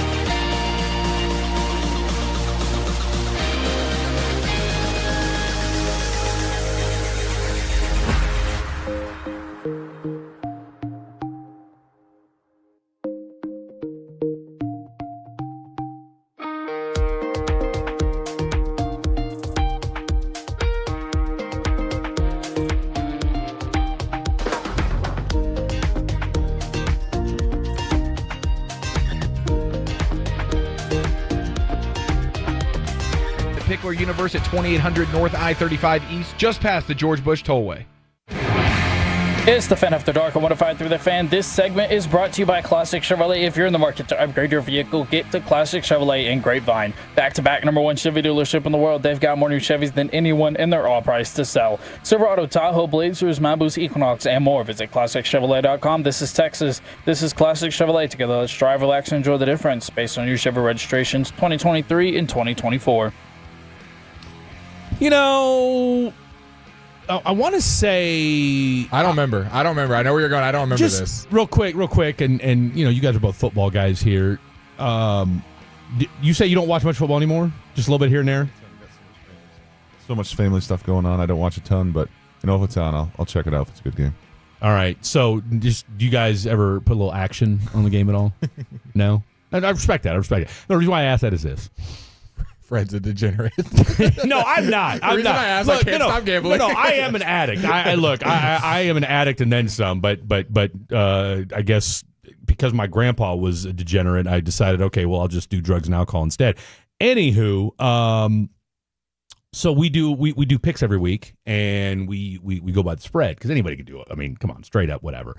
And so I'm up 43-33 over Blake, and I'm up right now on the Pittsburgh Bengals because right now Bengals are up 27-24, but Pittsburgh's a 5.5 point favorite. So if we get a touchdown right here, you're in trouble. You're in trouble. But that's okay. Look, that's okay again because look, I'm dying to ask you, how shocked are you though at how lockstep the NFL has become with gambling? Considering that, you know, I mean, and does it blow your mind sometimes that you were drafted 21 years ago? Because I was talking to Blake during the break, and I was like, man, I want to say it was 07, 08, but I totally forgot it was 04.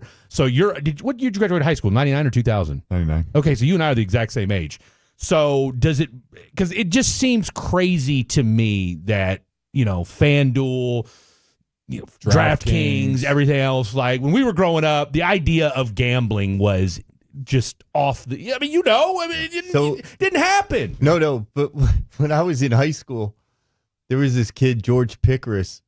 George Pickens. He was the school bookie. He was the school bookie. Yeah. No, I mean, everybody. I mean, look, that's what you had back in the day. So does it? I mean, now with the amount of money that you know, and could you? I guess my other question too is, would you ever see a situation where you could see a guy throw a game? We saw it in the NBA. Yeah, never say never. I don't, you know, God, I hope not. Right. I know, never say never because it's been done. But as far as the, you know, did I see it coming, right? When they said, you know, 2004, they were talking, there'll never be a team in Las Vegas. Yeah. Money talks. Money right? talks. Like, and we were all like, yeah, right. But yes, it has drastically changed, right? Like now that's FanDuel and all these different betting stuff. It's crazy, right? But why did it change? Because someone's making a ton of money from it. Yeah. And that's that shield. The NFL, right? So why is there a team in Vegas? Yeah. You know what? I think this would be a good idea for to have a team in Vegas. Right? That's crazy. And so no, not surprised. But yeah, it's things are all very drastically different than they were in 2004. Okay, we got one more segment with y'all, but we got a couple minutes here. I got to ask you, just to kind of lighten the mood a little bit. Do you have any good Mark Davis stories that you can tell on air? We got the dump button closed just in case. You're good. Because I've heard stories after the fact. Like I heard a story read a story once where, you know, obviously him and Al didn't have the best relationship, where there was a story one time where he was in a room and Al Davis said, "Why the bleep are you here?" and told him to get out. Was it that strained or what's kind of? I've heard that's true. I wasn't in the room. But okay. Yeah, so you've heard that. I've heard that. Yeah. I think that's been a story that's been told. Okay. That's why you never go to work for your dad. Right. Mark's great, right? Like Mark's, you know, unless you're Stephen Jones. True. Unless you're Stephen Jones. You know, playing for his dad, and now the way Mark handles, you know, the organization and you know, he loves having us back. You know, I hadn't been back in 10 years. And came back to a game, you know, post-medicine. Sure. And he's like, you know, where you been, right? Like, we want you around, right? Like Mark's, you know, he lets the people in the building do their job. And well, see, I've heard he's too. We've had Raider people on, and they've said he's too hands off. as an owner, that he gives too much credence to like, hey, go ahead. I mean, look, ever since the Gruden fiasco, I mean, it's been a revolving door over in Vegas. Yeah, it's, I guess you don't know, right? You guys live in Texas, so there's a Texas owner I know that's very hands-on. So, right? I mean, it's one of those situations where, okay, what's the good balance, right? Versus you don't know, and it's hard to win. The reality is in the NFL, it's hard to win. It is, right? And so, when someone figures it out, it's, and they have that formula. But I got nothing but good things to say about Mark. How often do you even got a great haircut? Great haircut, by the way. How often? Man, it doesn't stop him from having a great-looking girlfriend, right? No, it doesn't. But they said he used to drive was it true he drove a minivan back in the day? Possibly. I don't know that. I don't have a ton of stories. I was worried about winning games. Fair enough. I didn't keep up with what Mark was How doing. often do you even interact with an owner as an NFL player? Like I think everybody listening right now has no idea whether if you're a superstar player, if you're the number 1, number 2 overall draft pick, maybe you do it more. If you're a practice squad player, maybe you do it less. Like, is there, just from your experience and just other guys, how often do you even see the owner of a football team? It depends on the organization. Of course. Al was around a lot, like walking through the, he was out at practice most days. Yeah. Walking through the facility. So yeah, he was very hands-on, right? And there are certain owners that aren't as hands-on. So it's very different in every, when I was in Seattle, very different. Right? Okay. Like never there. Came to the, games every now and then.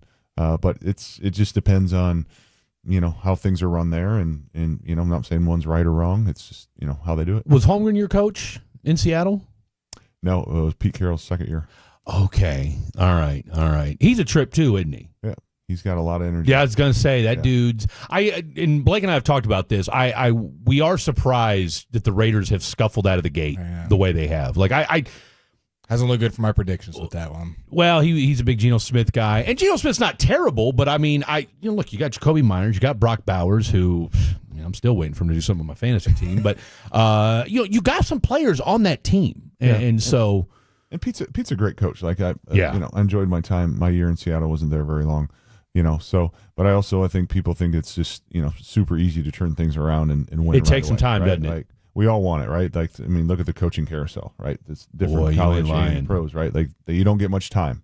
Now, it takes time to do this, but nobody has time for it. So, yeah, we want it to happen. We want it to happen from game one, right? Let's take it. Let's see what happens the rest of the year. Yeah, and it's the great thing about being a fan. You get to start over every year. But yeah, I think they got the right people in there. It's just, right? But it does take time, though, doesn't it? It does. It is. You can't. I don't care how great of players you have. You got to get a system in, a mentality, and so it takes time to get things turned around. And sometimes it's just dumb luck, right? You get on a roll, and you ain't lying. Yep, it's so. I mean, look at college now with seriously. the NIL stuff, right? Yeah, it's changed everything. Like, coaches get very small window of opportunity. I mean, look, you know as well as anybody. I mean, 6 months ago, James Franklin was a game away from a national championship, and now he's not granted. He's got. They haven't been able to win a big game in a long time.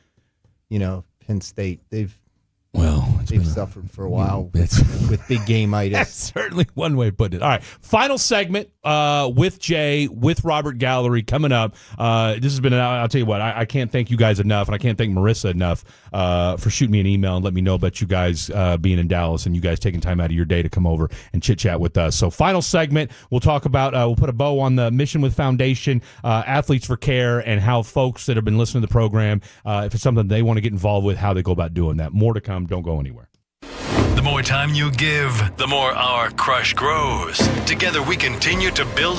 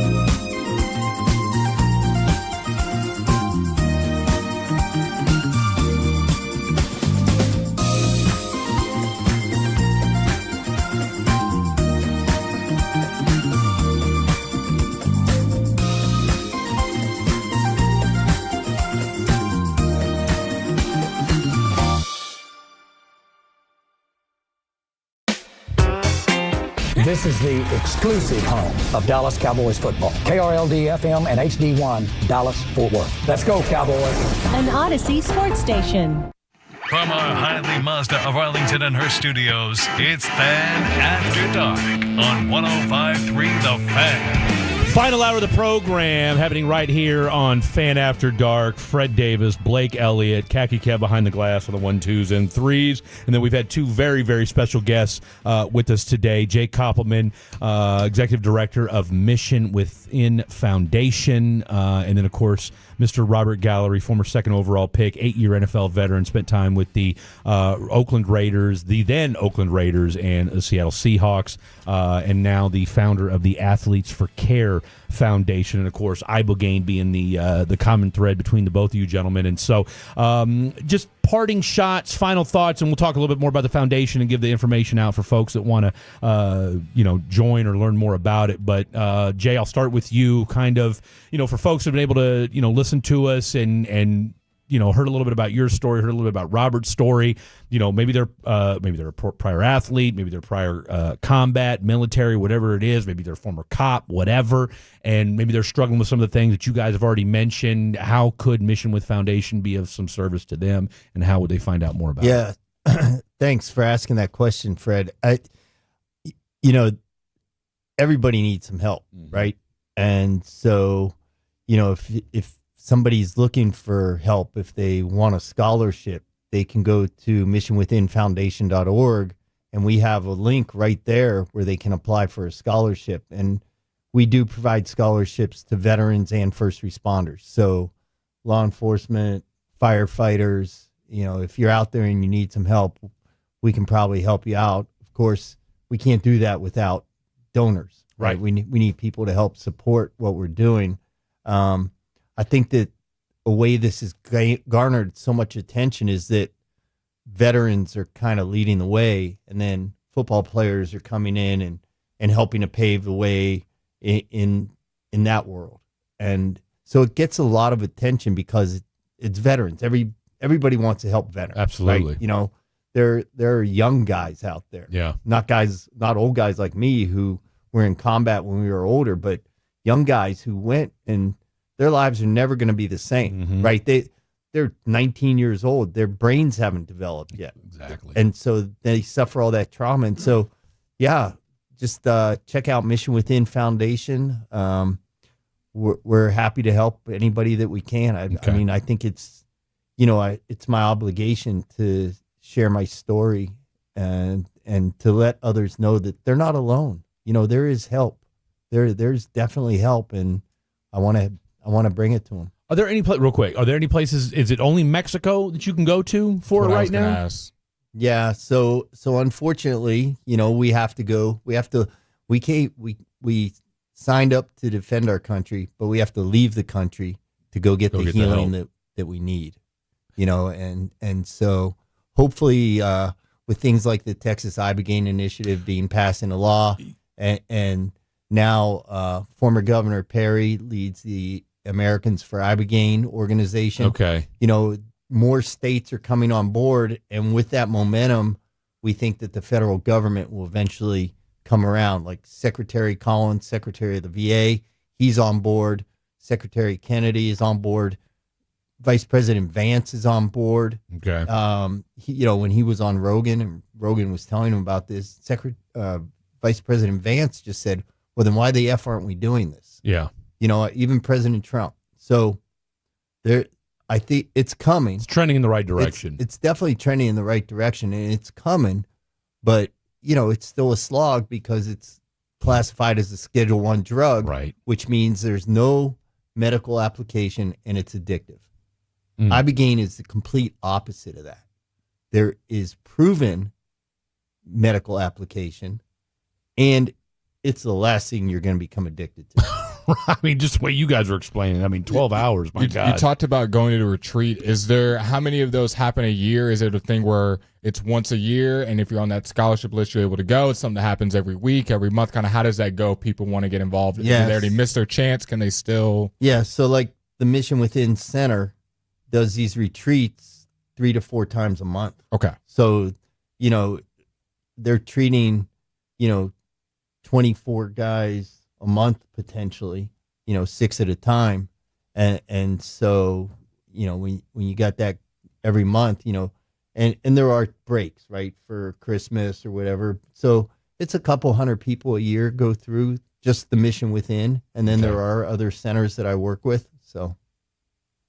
No? All right, real quick, because I've had a couple people text in from the 469. I come from a meth-addicted father and a pill-addicted mom. I chose alcohol so I wouldn't be like them. Any advice, and how much does the program cost for a non-military pro player? This sounds like it might be the thing for me. Yeah, it is. Right, like we talked, it is good for a lot of things, and addiction is one of them. Yeah. So, right, is this the magic pill for everyone? No, but is it an option? Yeah. Right, if other things don't work, for sure. Right, I think, Jay can talk on the Mission Within. There are different facilities. This can range from, I think from $6,000 to $15,000, right, for these different treatments. Some of these different facilities are, set up or longer or shorter. So I would say that's just an honest answer of in that range. That's right now, right? So can everyone fork out that much money to do right? It? No, right? That's why Texas is doing this, trying to do these studies to make it available in the U.S. so it's more affordable. But there are places, right, for those people, that last-ditch effort to, if they can find a way or get to something like that, there are options for, the everyday person to go do it. Okay. Yeah. And so, like the Mission Within Center, it's not really set up to do detox. It's primarily veterans and first responders, sure, NFL football players who need this, but you got to be clean when you go. Sure. But there's a center that I do work with where I send veterans and first responders called New Path. Okay. And they're also down in Mexico, but they will do the detox program as well. It's additional money. Sure. Right. So on top of the $6,500, you're paying additional money for the detox program when you get there, and then they roll you into the Ibogaine. But it's out there. It's available. The average scholarship that I've awarded is like $8,800 and change. Okay. So it's not inexpensive. No. But with that, you're getting the extra therapy. You're getting, the functional medicine. Yeah. In some cases, you get the meditation. So And that's why we're out talking about it, because we want this to become more affordable and more absolutely right. For everyone, right? The way I have people that reached out to us. I have a gal has a terrible story, right? Has been through a ton of trauma, right? And she's like, I can't afford this, and I said, I don't have an answer for you, right? Like there are scholarships for different types of people. There are more organizations like ours trying to start up, right? But that's why we need to talk about it. So this is able to be done in the U.S. that they're using it within our medical system to help people, because it can be. But it's the part of that process. It's not going to happen overnight. It's got to be talked about and educated, and laws passed and FDA cleared. And that's what we're trying to do. My goal is that through enough advocacy and education that I work myself out of a job. Sure. Right. I want it to become legalized for clinical settings, for research, for therapeutic benefits. We're not talking legalizing this for recreational use. Exactly. I would never advocate for that. It would be unsafe, and it would be irresponsible of me to do that. But if we can get it to the point where the government takes this off of Schedule 1 and now makes it available through insurance, we could heal the world. Does the fact that, weed has gotten a lot less scrutinized? I mean, again, we're all old enough to remember back in the day. I mean, the devil's lettuce, and now here it is. It's it's legal in half the country. Hell, the NFL doesn't even test for it anymore, right? And so, could that now? And look, trust me, I get it. The difference between smoking weed and ibogaine is night and day different. But could that be kind of the weed path? Could that be kind of like a precursor for what ibogaine could possibly follow, as far as from a governmental standpoint? Yeah, I think it shows that there's growth, right? Our world has changed, right? Yeah. Years ago it was a hard no, right? So they're showing that these different medicines have a use and have a healing power, right? Yeah. So we don't want it running around the streets. You don't want an ibogaine shop down the corner, but you want it in a controlled setting, given to by doctors. So we have to keep faith that yes, our world has changed and we're more accepting. We have to prove that this is truly a medicine, right? So that it can be used, and I think the right thing will be done. I mean, Texas took that first step and put all that money towards it, right? That's Texas. Is any other state besides Texas putting forth the resources? I'm a part of that. We all are, working together for that. That's the American Ibogaine Initiative. So we're working with all the other states now, and I want to say we have a meeting in another month with 13 other states that are interested in trying to do what Texas has done. Texas paved the way. So yes, there are many other states that are going to try and put money forward to help study so we can push this thing forward. Yeah, so in November, November 6th through 9th in Aspen, we'll be attending the Aspen Ibogaine meeting that's being run by Americans for Ibogaine. Okay. So it's going to be like a who's who of 100 people in the Ibogaine space in the country coming together and working on these issues. And it's called it's the American Ibogaine Initiative. It's the Aspen Ibogaine meeting. Okay. That is being run by Americans for Ibogaine. Gotcha. Of which Governor Perry is the chairman. Okay. And Brian Hubbard is the CEO. Gotcha. Okay, fantastic. And they were on Rogan. There's a great podcast late last year. Okay. Early talk January about this. of 25 with Governor Perry and Brian Hubbard on the Joe Rogan show talking about this. Okay.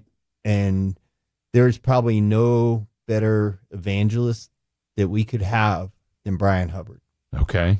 Good to know. Brian Hubbard. Let me ask you this, Mr. Gallery. Has this staying busy with this, the Ibogaine and the Athletes for Care, has that kind of, do you wish you'd have found this sooner after football? Now that's given you kind of like this is your baby now, right? Yeah, no, it's given me purpose. It helped Okay. me find purpose. Absolutely. I would have liked to have found it a lot earlier, not gone through all the stuff I did. Right. But it does. It gives me purpose to help other guys. And once I was brave enough to talk about my story, because I don't want to talk about this, right? Like I don't want to talk about the gnarly things I thought and did and how I treated my family and all these things, right? It's not fun to relive that, nor put them through that again. Yeah. But when I told a couple of my friends and they reached out and said, well, hey, I've been going through this, or, oh, God, I thought it was just me, because I just suffered in silence because I thought it was only me. Sure. I'm the only NFL player that ever had issues. right? You know, so talking about it, and then, you know, that's why I started Athletes for Care, because I want guys to know there is another option. I'm not saying this is for everyone, sure, right? But I know a lot of guys that are suffering, right? Yeah.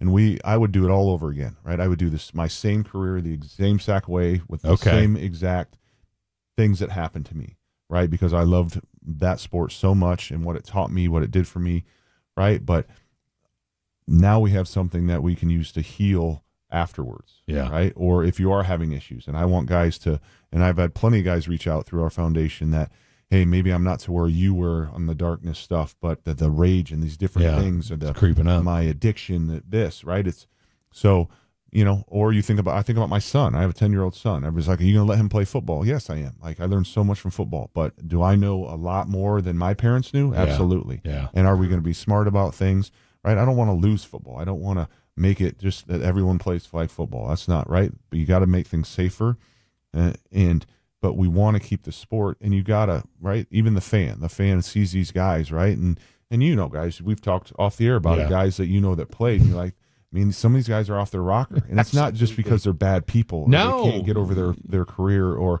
they made too much money. You had 100 car crashes every game. Absolutely, and so people, right? Like, if you can, you know, so that's why, you know, if you feel called to it, you know, athletesforcare.org, right? You can donate. Same thing. We're trying to, you know, because that's the other thing we're trying to change. Is not every professional athlete is super wealthy, right? A lot of guys, you know, the average career is 3.2 years, right? So a lot of guys don't make it, right? So I want to be able to give grants to guys that can't afford it, right? And also, this isn't just for football. I'm talking to hockey guys and UFC and, you know, anything with brain trauma, right? And I'm starting with athletes, but it's for everyone. I had a guy reach out through our foundation. He heard my stories from Iowa. Non-athlete, had early onset Parkinson's, which is another thing that Iboken can help with. Okay. And he went and did it, and he's like, you were doing God's work. Like, keep talking about this. Yeah. The fact that someone would get on and talk about what they went through, and we've had numerous athletes, and that's why I'm here, is to say, hey, you don't have to suffer, right? You can have change, and you can be better, and you can fix the things that we did to ourselves from a sport we loved. To kind of put a bow on things, one word from each of you guys, how would you describe kind of where your head is at now? I'd say mine is clear. I'm completely clear now. And I know why God spared me in combat. You know, I should have been dead 10 times over. You know, when you in a gunfight and afterward, you see where you were and you see where the rounds hit, and all I can attribute that to is hand of God. That He saved me for a reason, and that reason is this: to be able to help others and to do for others what was done for me. So I'm very clear about everything now. Yeah. Right. Even like with jiu-jitsu, right after the Ibogaine, I was like, wow, I can actually learn these techniques now. Okay. Yeah, makes everything, I'm just very clear and I'm calm. Yeah. Okay. And you?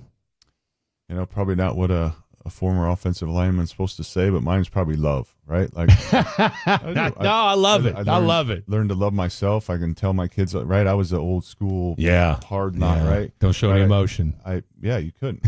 That's I get it. And now I tell my kids every single day, every time they get out of the car, right? Yeah.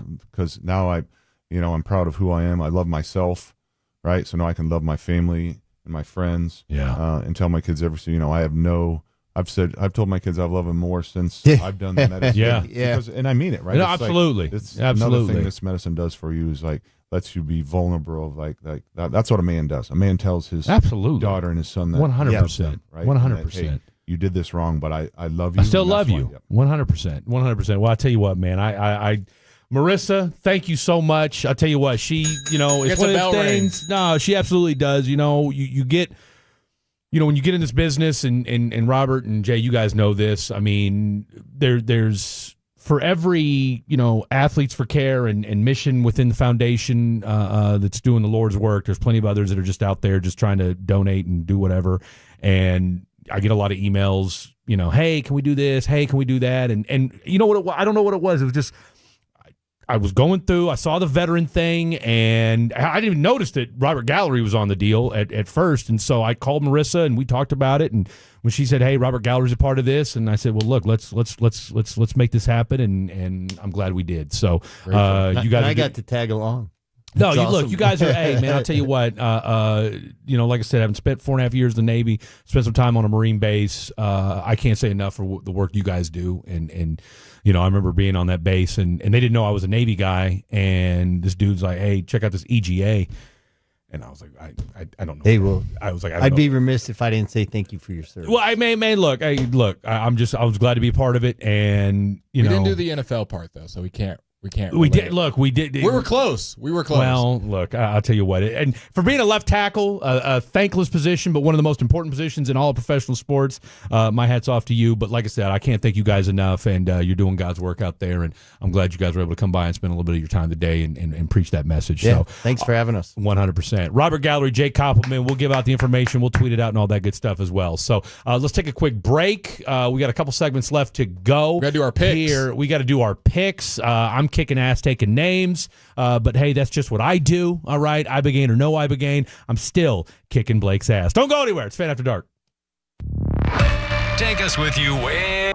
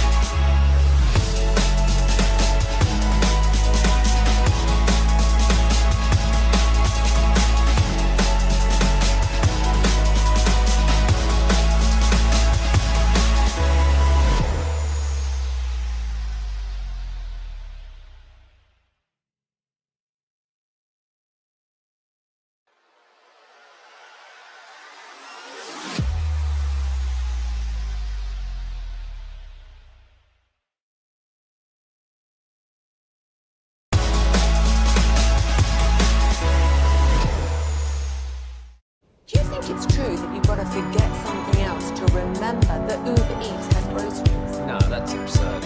Hey, remember when you used to be a, what was it, Pepper Lady? Pepper Lady? Wasn't it Cinnamon Sisters? Razor Babes. Saffron Squad? Nutmeg Maidens? No. Was it Spice Girl? Doesn't sound right. Saffron Squad?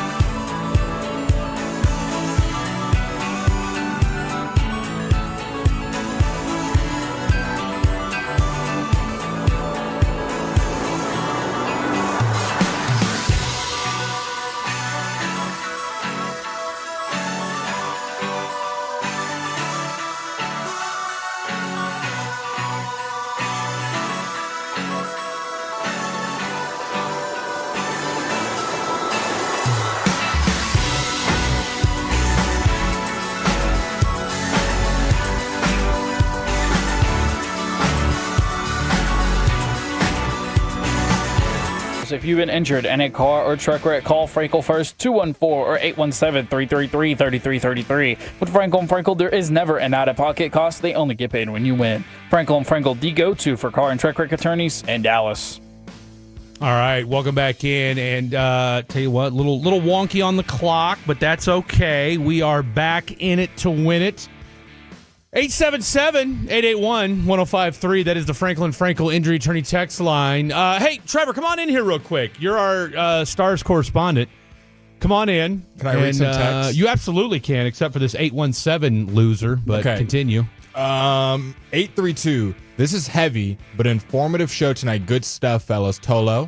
940. This is phenomenal. Good job, men, on the interview. Thank you. Let's see.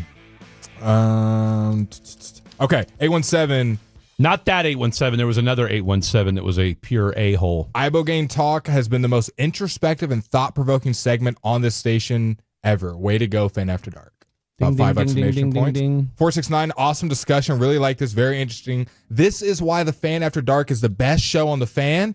Let's act like I ring my bell. Thanks to Fred and Blake and Khaki Kev. Just tuned in. Who are we talking to? Oh, that was Robert Gallery and Jay Koppelman. Good to have my boys back.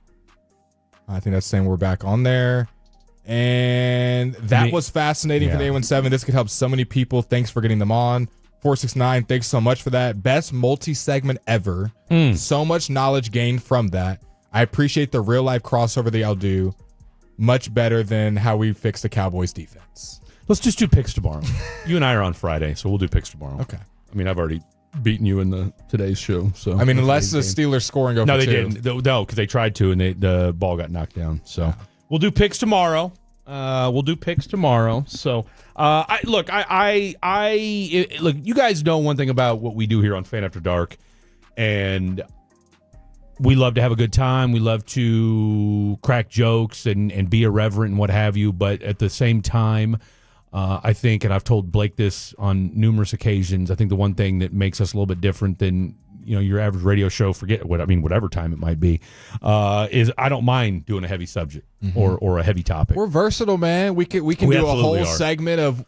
You heard yesterday's show and our haikus, and then the next day we're getting into heavy stuff. I mean that was fascinating and kind of like what I talked a little bit about at the end of the segment. And Blake, I've sent Blake some of these. I mean, he and I get a lot of just crap emails. Hey, we're talking about, so for instance, I got an email today about some lady from ESPN. Hey, we're giving out barbecue next Wednesday. Want to stop by and tell your listeners? And that's cool. And we get a lot of that. And then every now and again, you'll get something like this where it's like, hey, look, we're trying to change lives here, and it's having a serious impact on people because everybody knows, whether it's former military, whether it's an athlete, and and Robert and I chit-chat a little bit on the way down, and you don't have to be a professional athlete, right? You can be a college athlete that played, and maybe you tried to play semi-pro or whatever it was. Arena football, right? XFL. And you could have CTE, right? I mean, it just, again, it's different for, person to person. Is there CTE in hockey? Oh, there's absolutely CTE in hockey, right? So. I mean, hell, there's CTE in soccer. I mean, I think we're going to find that out. Unless I don't know how many fastballs you take to the dome. I guess just one could do it, though. One could do it. I'm going to lean and say no, but not to say that it couldn't. Well, why'd you look at me? You don't think one fastball could do it, Trevor? No, I know. I'm saying that one fastball could take you out. That's why I looked at you. That's murder, death, kill going on there. But the reality is that it's. I appreciate what these guys are doing, and I mean, look, I'd never even heard of Ibogaine before I got that email, and so to hear about it from Jay and from Robert Gallery, and to listen to him talk about football and just kind of and his travails as a former professional athlete. I mean, it's just something that I like to hear stuff like that. I'll give you your props as well. Fantastic interviewing you did. I mean, I was just a support role and very aware of what I did, and I thought you did a good job driving the conversation in a professional. Yeah, we do. And I'm glad you kept your professional bag in. Yeah. Sometimes you can go off the rails and get a little funny. I thought you did a good job staying professional the whole time, locked in, good question. So round of applause for Freddie D. And I appreciate that. This was not other than your one transition. which was crazy. But other than that, I had to. I mean, look, it was one of those things where, I mean, he's a combat veteran, right? Like, there was no easy way to go from talking football with Robert Gallery to, okay, take us back to when you had that gun in your mouth in the garage. Yeah.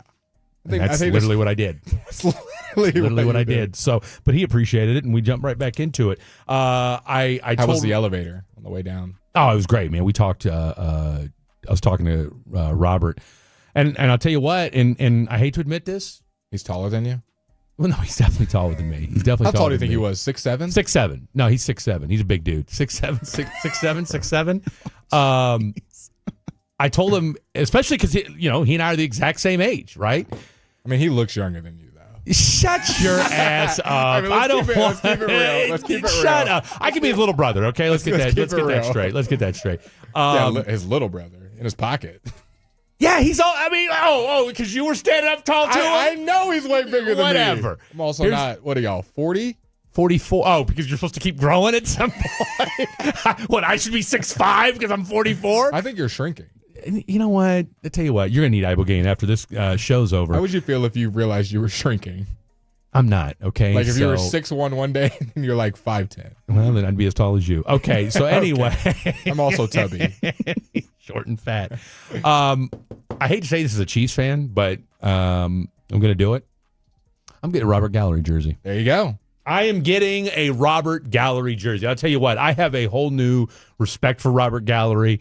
And they took time out of their day. They already had a busy day. Dude, and they spent an hour and a half with us. They could have easily been like, nah, it's one segment. We got to go. But guys. he thanked us for the conversation afterwards, and because look, it's one thing to talk football and to talk the off the field stuff, but to kind of get in the weeds like we did, and I love doing that. I mean, that's you the get reality it fan after of it. dark, baby. That's what you get after Fan After Dark. So if you didn't get a chance, check it out. Like I said, we had a lot of fun, and again, it was very informative. All right, all that being said, we'll put that to the side. And tough night for the Stars tonight. It was a tough night. Before we get into it, I do want to say, when I was coming over here, I was listening, and I was like, wow, this is serious. And I didn't know. I thought, are we still on Infinity? Like, why are we talking so? So the voices didn't. Voices didn't throw it on. Whatever it was that it was them two were talking. So it was kind of okay. So I was like, are we still having problems here on the station? But no.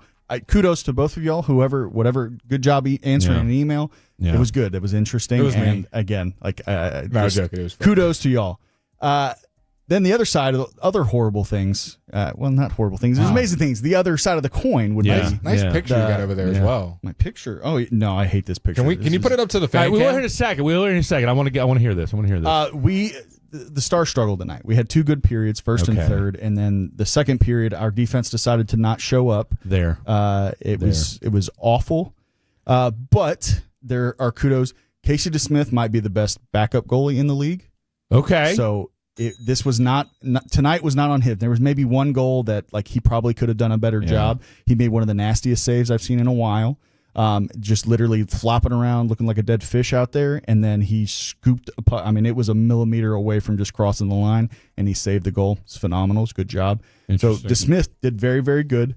Miro, how's Rupe, Miko got us a goal tonight. Did a great job. But Miko, Robertson, and Rupe all together. Get them on a line. We need to get them together. Just keep them together. Get them on a line. Because they are phenomenal together. There were some passes tonight that I was like, there's communication that's happening, telepathy, something. They did phenomenal job. Very, very happy with some of the stuff, but they're just unforced errors. And that's something, again, I don't know if it's a new system, learning what goalie has. I don't know exactly what it is, but there are so many unforced errors between just guys not hitting pucks where they should be, forced passes, things that just look really awful that I was not a huge fan of tonight. And can we just all admit that the Steelers' defense are frauds? Yes. Highest paid defense in the NFL, and they get 30 put on them every week. You had Joe Flacco, 70-year-old Joe Flacco, just dealing tonight. You know what? Real quick, not to just, and only reason because they're showing highlights, and we really didn't have a chance to talk about it at all. Jamar Chase had 25 targets, by the way. Oh, I mean, why wouldn't you? But that's a lot of targets. I think it's 24 or 25 targets at the end of the game. T. Higgins got to be pissed. Maverick Bork How was he tonight? He got a goal tonight, baby. Hey! Yeah, we interviewed him. We are that's you did? That's the post game interview that I have. I think is him and. Do we have it? Did you give it to? No, I didn't give it to him. Well, I didn't know if y'all were gonna. You know how 10 o'clock is for you guys. I didn't know if y'all want it. If you tell me that you've got Maverick Bork from a question you asked. Well, no, email it right now. Not from a question that I asked. No, not from a question I asked. No, don't act. Now you're making me feel bad. Now you're making me feel bad. Yeah, you should. No, you absolutely should. Because I gave you advice the other day, and I appreciate you texting me, asking me about that, and just be a dog, bro. Well, so stick that phone in his face. Trevor Beck, 105 The Fan. Boom. Morning host. So I was talking to Reetma about it, and he has more experience, at least with the stars, than I do. There's some guys that, man. So one thing, are y'all allowed to cheer when y'all go to? No. Okay, and that's what I'm saying. So don't look at me. You're not supposed to cheer, period. You're a professional. I don't care if I'm professional. I still love my team. Oh, let me stop. No, stop. No, stop. I understand. No, you can't say I don't care if I'm professional. You can't say that. That's not what I mean. It's a proverbial I don't care. I get it, but bro, you cannot cheer in the press box. I get it, and I understood, and I found out after we scored our first goal. Trevor went crazy. Trevor did not go crazy. Trevor did not go crazy. That did not happen. He's lifting his shirt in the press box. Wow. I just gave a little and I got a couple of looks. Yeah, I bet you did. Well, that's fair. That's fair. That's fair. It's you didn't do it today, did it? No. Okay. I mean, I gave a couple of fist bumps. And a fist bump. That's what I'm saying. We're still fans. You were right? I think you were in the press box the other day or a couple of weeks ago because here's the thing, and I get it, right? Because something happened in the Cowboys game, and I made a noise, and everybody looked at me after I did it, right? But it was a big play, and it was like, look, yeah, we're emotional, exactly. But at the end of the day, though, you have to put your best professional foot forward. Okay, what's the question he's going to ask next time? Let's find out next. Don't go anywhere. We got Trevor, Blake, Fred, Khaki Kev, final segment of the program. Your text messages and more. Don't go anywhere. It's Fan After Dark. Coming up Friday morning on Sean.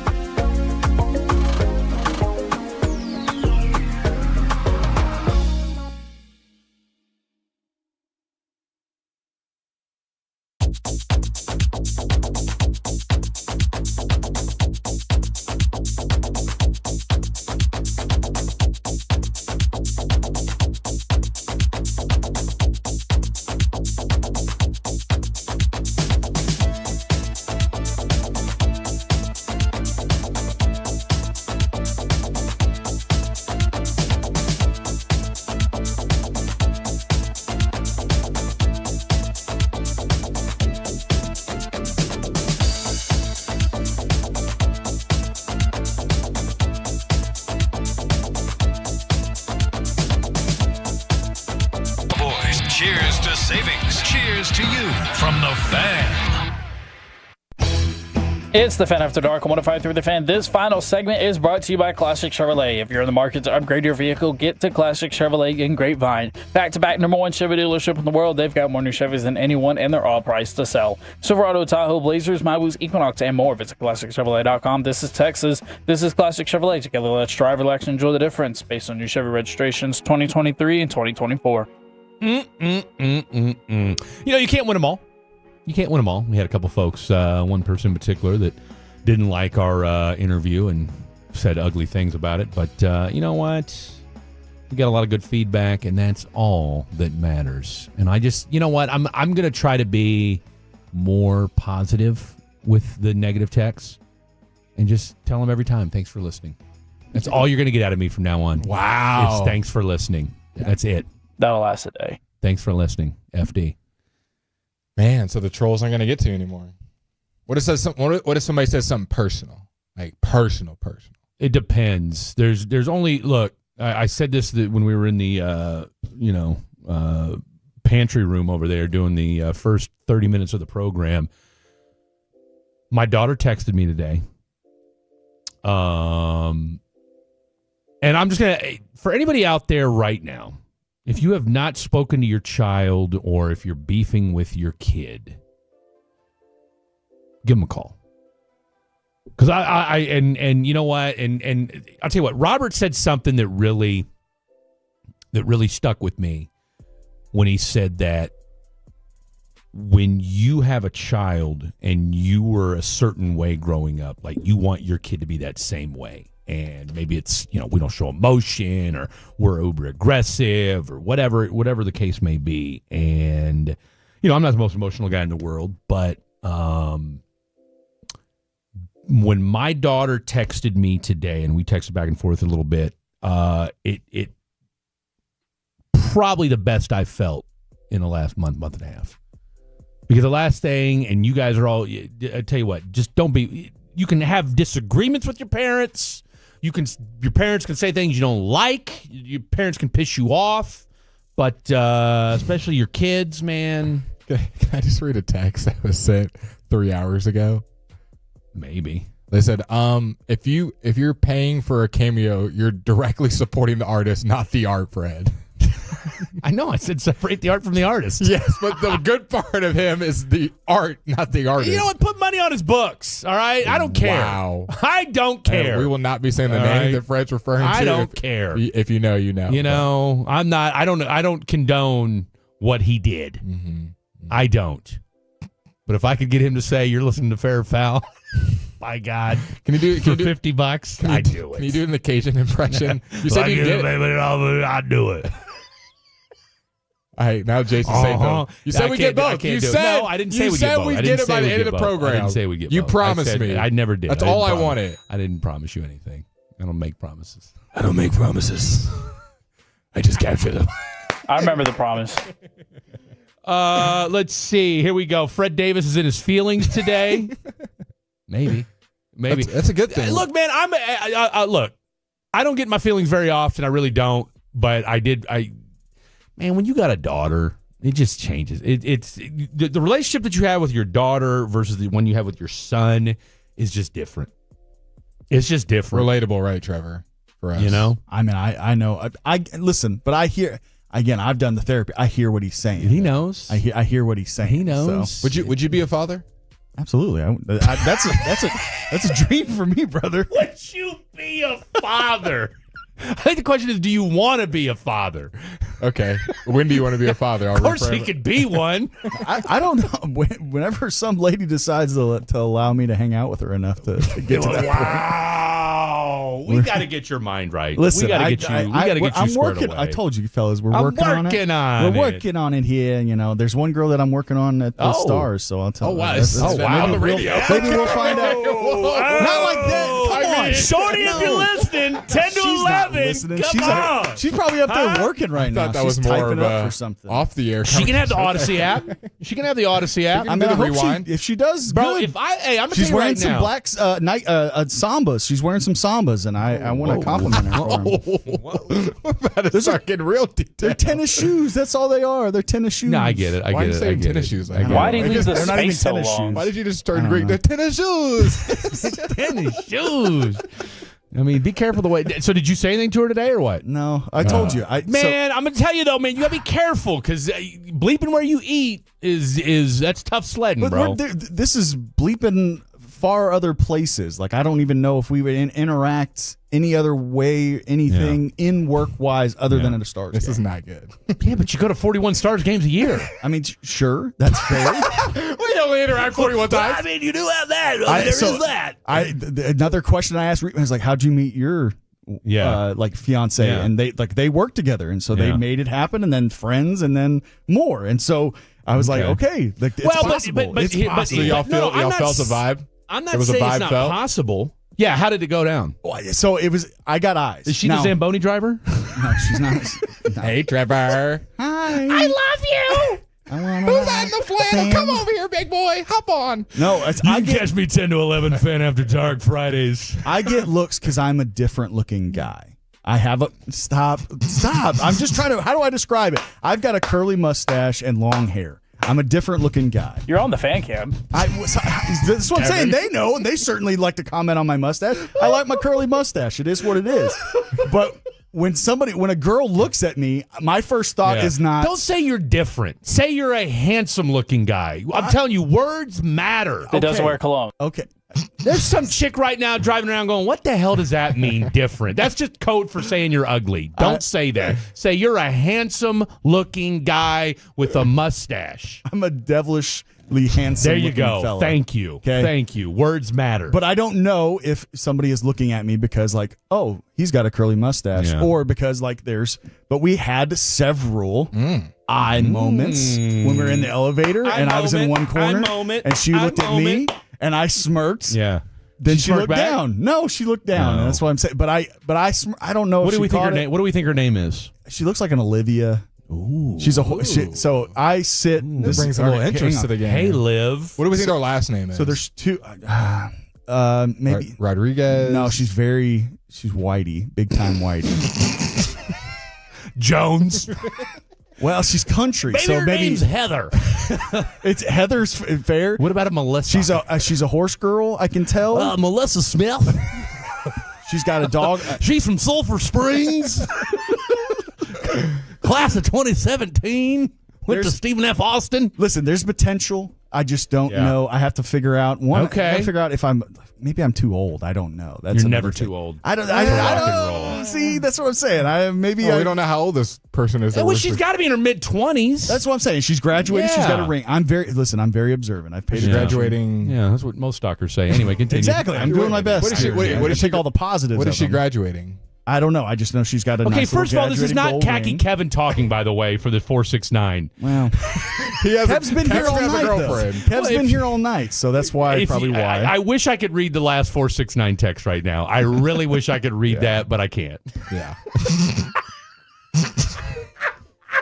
Kevin, you want to comment on that? No comment. No comment. 469. I just want you to know that is the text message of the night, but I can't read it. Someone because it better said, so black sambas are what does it for you, Trevor? I just think it's a unique. So a lot of girls were there with heels on and things like that, and she's wearing these just black sambas. And He likes the sporty look. I was about it. So someone said Blake has terrible timing. I did at one point almost interrupt our guest like bad, and I had to retreat out of that. I was like, nope, please keep talking. By the way, 214 said if someone wanted to get y'all something to munch on during the show, what would y'all like it to be? Chicken Express, Golden Chick. We need to get a sponsor for that. Bad. I'm a big chicken tender fry guy, big gravy guy, big Southern guy. Fred probably Razoo's. If they're still in business, I'd probably be his. I drove by Razoo's last night. And No, it's let y'all still know that open. it's- They're trying to get it figured out. Sure, they are. They're trying to hire somebody. Whoever did Red Lobster, probably. What if this girl you met, Melissa Smith, said, "I'll go on a date, but only if we can go to Razoo's." Done. I'm not too proud. Love it. All right. She wants to go 10 to 11 on a Friday. What would you say? After I'm done. All right, look, we got to go. Great stuff as always from Khaki Kev. Great stuff as always from Marissa Feinberg, Jay Koppelman, Robert Gallery, and of course Trevor the Creator. We'll find out more about this tomorrow. For Blake Elliott, I'm Fred Davis. Good night. God bless. We'll see you tomorrow. Our goal is to have you winning every sports debate with your buds. We'll do the homework. You